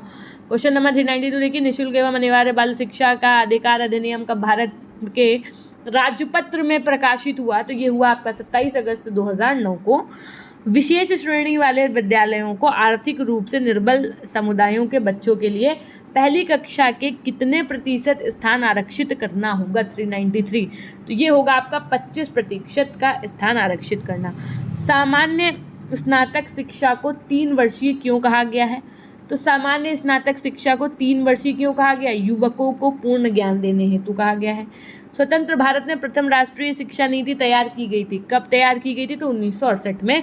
स्वतंत्र भारत में अगर पूछी जाए पहली राष्ट्रीय शिक्षा नीति नेशनल एजुकेशन पॉलिसी आपकी 1968 में आई, दूसरी 1986 वाली थी। 1986 का जो संशोधन आया वो 1992 में आया। कितने मई 1992 को आया? अभी हमने पढ़ाया आपको। सॉरी, क्या थी एग्जैक्ट डेट जब वर्क प्लान आया आपका? देखिए मई में नहीं आया था, 1992 में आया था। एग्जैक्ट डेट क्या थी ये आप हमें बताएंगे कमेंट सेक्शन में, ठीक है। मई में तो 7 मई में तो उनकी अध्यक्षता हुई थी ना 1986 वाली जो राष्ट्रीय शिक्षा नीति राममूर्ति समिति के द्वारा, ठीक है। चलो क्वेश्चन नंबर 396 बताइए, भारत में तृतीय राष्ट्रीय शिक्षा नीति की घोषणा कब हुई? तो ये हुई थी आपकी 1986, सीधी सी बात है। यूजीसी का पूरा नाम क्या है? University Grant Commission. Option C is the right answer. 1986 में नई राष्ट्रीय शिक्षा नीति का मूल्यांकन किस आयोग को सौंपा गया? तो ये सौंपा गया राममूर्ति आयोग को। शिक्षक शिक्षा संस्थाओं के लिए मानकों तथा मानदंडों का निर्धारण करने वाली संस्था है आपकी कौन सी? तो नैक। नैक का फुल फॉर्म, नैक का मुख्यालय कहाँ है आपका? तो समझिए नैक का, यूनेस्को का, एनसीईआरटी का, यूजीसी का, ये सब फुल फॉर्म आपको आने चाहिए। ये इसका मुख्यालय आपका है बैंगलोर में। यूनेस्को का मुख्यालय आपका है पेरिस में, ठीक है, याद रखिएगा। यूनेस्को का मुख्यालय पेरिस में और नैक का बेंगलुरु में। एनसीईआरटी की स्थापना आपकी कब हुई? एनसीईआरटी की स्थापना आपकी कब हुई? तो ये आपकी हुई थी 1 सितंबर 1961 को। विश्वविद्यालय वित्त प्राप्त करते हैं कहाँ से? तो यूजीसी से, ठीक है। अखिल भारतीय तकनीकी शिक्षा परिषद AICTE के, इसका फुल फॉर्म भी पूछते हैं AICTE का, तो क्या है? अखिल भारतीय तकनीकी शिक्षा परिषद। इसका मुख्यालय कहाँ स्थित है आपका? तो ये है आपका न्यू दिल्ली, नई दिल्ली। गति निर्धारक स्कूलों की स्थापना का सुझाव किसने दिया था? सबसे पहले ये राष्ट्रीय शिक्षा नीति 1986 में दिया गया था, ठीक। अब देख सकते हैं आप 20 मिनट में 100 क्वेश्चन से ऊपर आप कर चुके हैं, तो कितने अच्छे से और स्पीड के साथ चीज़ों को आप कर पा रहे हैं हमारे साथ, है ना। राष्ट्रीय शिक्षा नीति 1986 ने सामान्य केंद्रक यानी कि कॉमन कोर में स्थान दिया है। किसको दिया है? तो लोकतंत्र एवं धर्मनिरपेक्षता और पर्यावरण का संरक्षण एवं वैज्ञानिक स्वभाव, यानी कि ऑप्शन डी सही हो जाएगा। इन दोनों को दिया है। 10+2+3 शिक्षा संरचना में +2 के मूल रूप से कितने वर्ग किए गए? +2 के मूल रूप से कितने वर्ग किए गए? तो 2। सामान्य स्नातक शिक्षा को 3 वर्षीय क्यों कहा गया है? वो इसलिए कहा गया है क्योंकि ये युवकों को पूर्ण ज्ञान देने हेतु होती है, इस वजह से। स्वतंत्र भारत में प्रथम राष्ट्रीय शिक्षा नीति कब तैयार की गई थी? स्वतंत्र भारत की पूछा है तो इस वजह से 1968 होगा, याद रखिएगा। भारत में तृतीय राष्ट्रीय शिक्षा नीति की घोषित की गई थी। कब घोषित की गई? तो 1986 में की गई। यूजीसी का पूरा नाम क्या है भैया? तो यूजीसी का पूरा नाम है आपका यूनिवर्सिटी ग्रांट कमीशन। 1986 की नई राष्ट्रीय शिक्षा नीति का मूल्यांकन किस आयोग को सौंपा गया? अगर ये क्वेश्चन बन जाता है तो आप राममूर्ति आयोग लगाएंगे, है ना। केंद्रीय शिक्षा सलाहकार बोर्ड ने राष्ट्रीय शिक्षा नीति 1986 पुनरीक्षण समिति की रिपोर्ट पर विचार विमर्श किस समिति से कराया गया था? ये कराया गया था श्री N जनार्दन रेड्डी समिति 1991। राष्ट्रीय शिक्षा नीति में जनार्दन रेड्डी समिति ने कब सुधार प्रस्तुत किए थे? तो ये इन्होंने किए थे 1992 में। नई शिक्षा नीति 1986 की निम्न में से किस संस्तुति को क्रियान्वित नहीं किया जा सका? तो भाई भारतीय शिक्षा सेवा शुरू करना, ये नहीं शुरू किया जा सका। आचार्य राममूर्ति समिति ने निम्न में से किसकी सिफारिश नहीं की थी, क्वेश्चन नंबर 416। तो पत्राचार अध्यापक शिक्षा की नहीं की थी। निम्न में से किसने राष्ट्रीय शिक्षा नीति के निर्माण में कोई योगदान नहीं दिया, तो यशपाल समिति ने कोई योगदान नहीं दिया। ब्लैक बोर्ड योजना को उच्च प्राथमिकता स्तर पर कब लागू किया गया था, तो ये कब लागू किया गया था, 1992 को लागू किया गया था। शिक्षा के मौलिक अधिकार बनने से मुफ्त और अनिवार्य शिक्षा देना केंद्र और राज्य का संवैधानिक दायित्व हो गया है। तत्कालीन वित्त मंत्री पी चिदम्बरम जी का ये कथन है। डेलर्स आयोग की नियुक्ति किसने की, डेलर्स आयोग की नियुक्ति नहीं पढ़ा है तो डेलर्स रिपोर्ट का पूरा हमने चैप्टर करवाया है। 10-10 मिनट के टॉपिक्स हैं, पता नहीं क्या चला जाएगा पढ़ने में। मैं तो यही सोचती हूँ कि भैया जाइए पढ़िए, बहुत इंपॉर्टेंट है थ्योरेटिकल क्लासेस। अगर आज आप हमारी बात सुन रहे हैं और तब भी नहीं पढ़ेंगे आप अगर थ्योरेटिकल, तो ये मान के चलिए एग्ज़ाम टाइम पे फिर एकदम ऐसा ही फील होगा कि अब पछतावे होए का जब चिड़िया चुग गई खेत, है ना। तो इसलिए अभी चिड़िया खेत ना चुके, फटाफट से जल्दी जाओ और पढ़ डालो जो आपको टॉपिक नहीं आता है, जिसके क्वेश्चन आप नहीं सॉल्व कर पा रहे हैं। डेलर्स, कुछ लोगों को तो डेलर एकदम नया ही सुनने में मिल रहा होगा ना। डेलर्स आयोग की नियुक्ति की थी आपके यूनेस्को ने। यूनेस्को का फुल फॉर्म बताइएगा कमेंट सेक्शन में। डेलर्स आयोग में कितने सदस्य थे, तो ये 14 सदस्य थे। डेलर्स आयोग के सदस्यों में भारत का प्रतिनिधित्व किया था, किसने किया था, तो डॉक्टर कर्ण सिंह ने किया था। ठीक, उसके बाद में डेलर्स आयोग की रिपोर्ट प्रकाशित कब हुई थी, तो रिपोर्ट प्रकाशित हुई सीखना आंतरिक खजाना के अंतर्गत। डेलर्स आयोग रिपोर्ट कब प्रकाशित हुई आपकी, यदि ये प्रश्न पूछा जाए तो 1996 में हुई। डेलर्स आयोग के अध्यक्ष कौन थे, तो सीधी सी बात है जैक्स डेलर्स होंगे। अब देखो कितना कंफ्यूज कर दिया, फ्रैंक डेलर्स, जॉन डेलर्स और जैक्स डेलर्स। अब जिसने नहीं पढ़ा होगा वो क्वेश्चन नहीं ला पाएगा। जैक्स डेलर्स होगा, याद रखिएगा जैक्स होगा। डेलर्स के अनुसार किसकी शिक्षा का अनिवार्य करना चाहिए, तो इनके अनुसार सामान्य ज्ञान शिक्षा और मातृभाषा की शिक्षा को अनिवार्य करना चाहिए। सन 1992 में किस राष्ट्रीय शिक्षा नीति का संशोधित स्वरूप पेश किया गया था, तो ये आपका राष्ट्रीय शिक्षा नीति 1986 होगा यहाँ पे, है ना, इसके तहत पेश किया गया था। राष्ट्रीय शिक्षा नीति 1992 के संशोधित कार्यक्रम को कितने खंडों में बांटा गया था, खंड यदि पूछेगा तो आप क्या बताएंगे, बताइए। क्वेश्चन नंबर 428, तो यहाँ पर आप 23 बताएंगे, है ना, क्योंकि संशोधित पूछा गया है। राष्ट्रीय शिक्षा नीति 1986 की समीक्षा के लिए श्री राममूर्ति की अध्यक्षता में समिति का गठन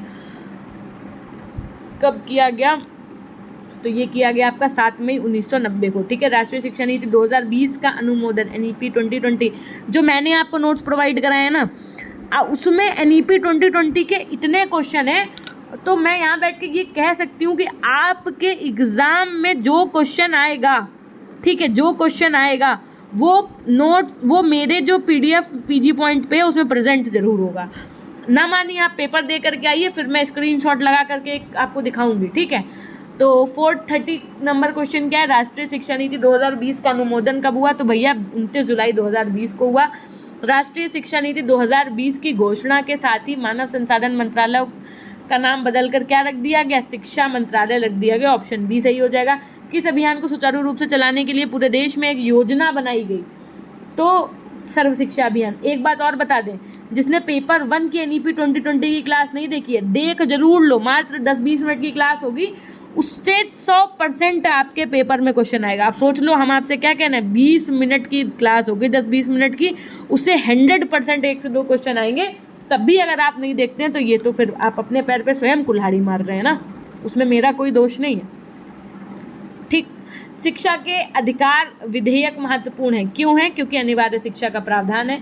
महात्मा गांधी जी ने सर्वप्रथम एक समान शिक्षा की बात कब उठाई थी, तो ये इन्होंने उठाई थी, ऑप्शन ए एकदम सही हो जाएगा आपका, 1936 में। शिक्षा के अधिकार अधिनियम को कब लागू किया गया, तो कब लागू की अगर बात की जाएगी तो 1 अप्रैल 2010 सही होगा।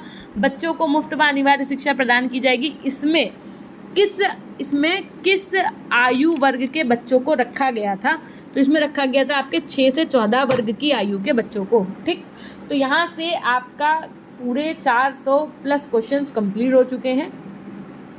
ठीक है, जिनको आपने पूरा कंप्लीट रिवीजन किया हमारे साथ में, है ना, बहुत ही कम समय में। तो बहुत सारी शुभकामनाएं हैं आपके एग्ज़ाम के लिए अभी से ही। वेरी ऑल द बेस्ट, है ना। गो एंड गिव योर बेस्ट। जब क्वेश्चन ना, देखो एक राय देते हैं आपको, जब भी क्वेश्चन ना आए सो you can apply elimination method. What ma'am? Elimination method. What is elimination method?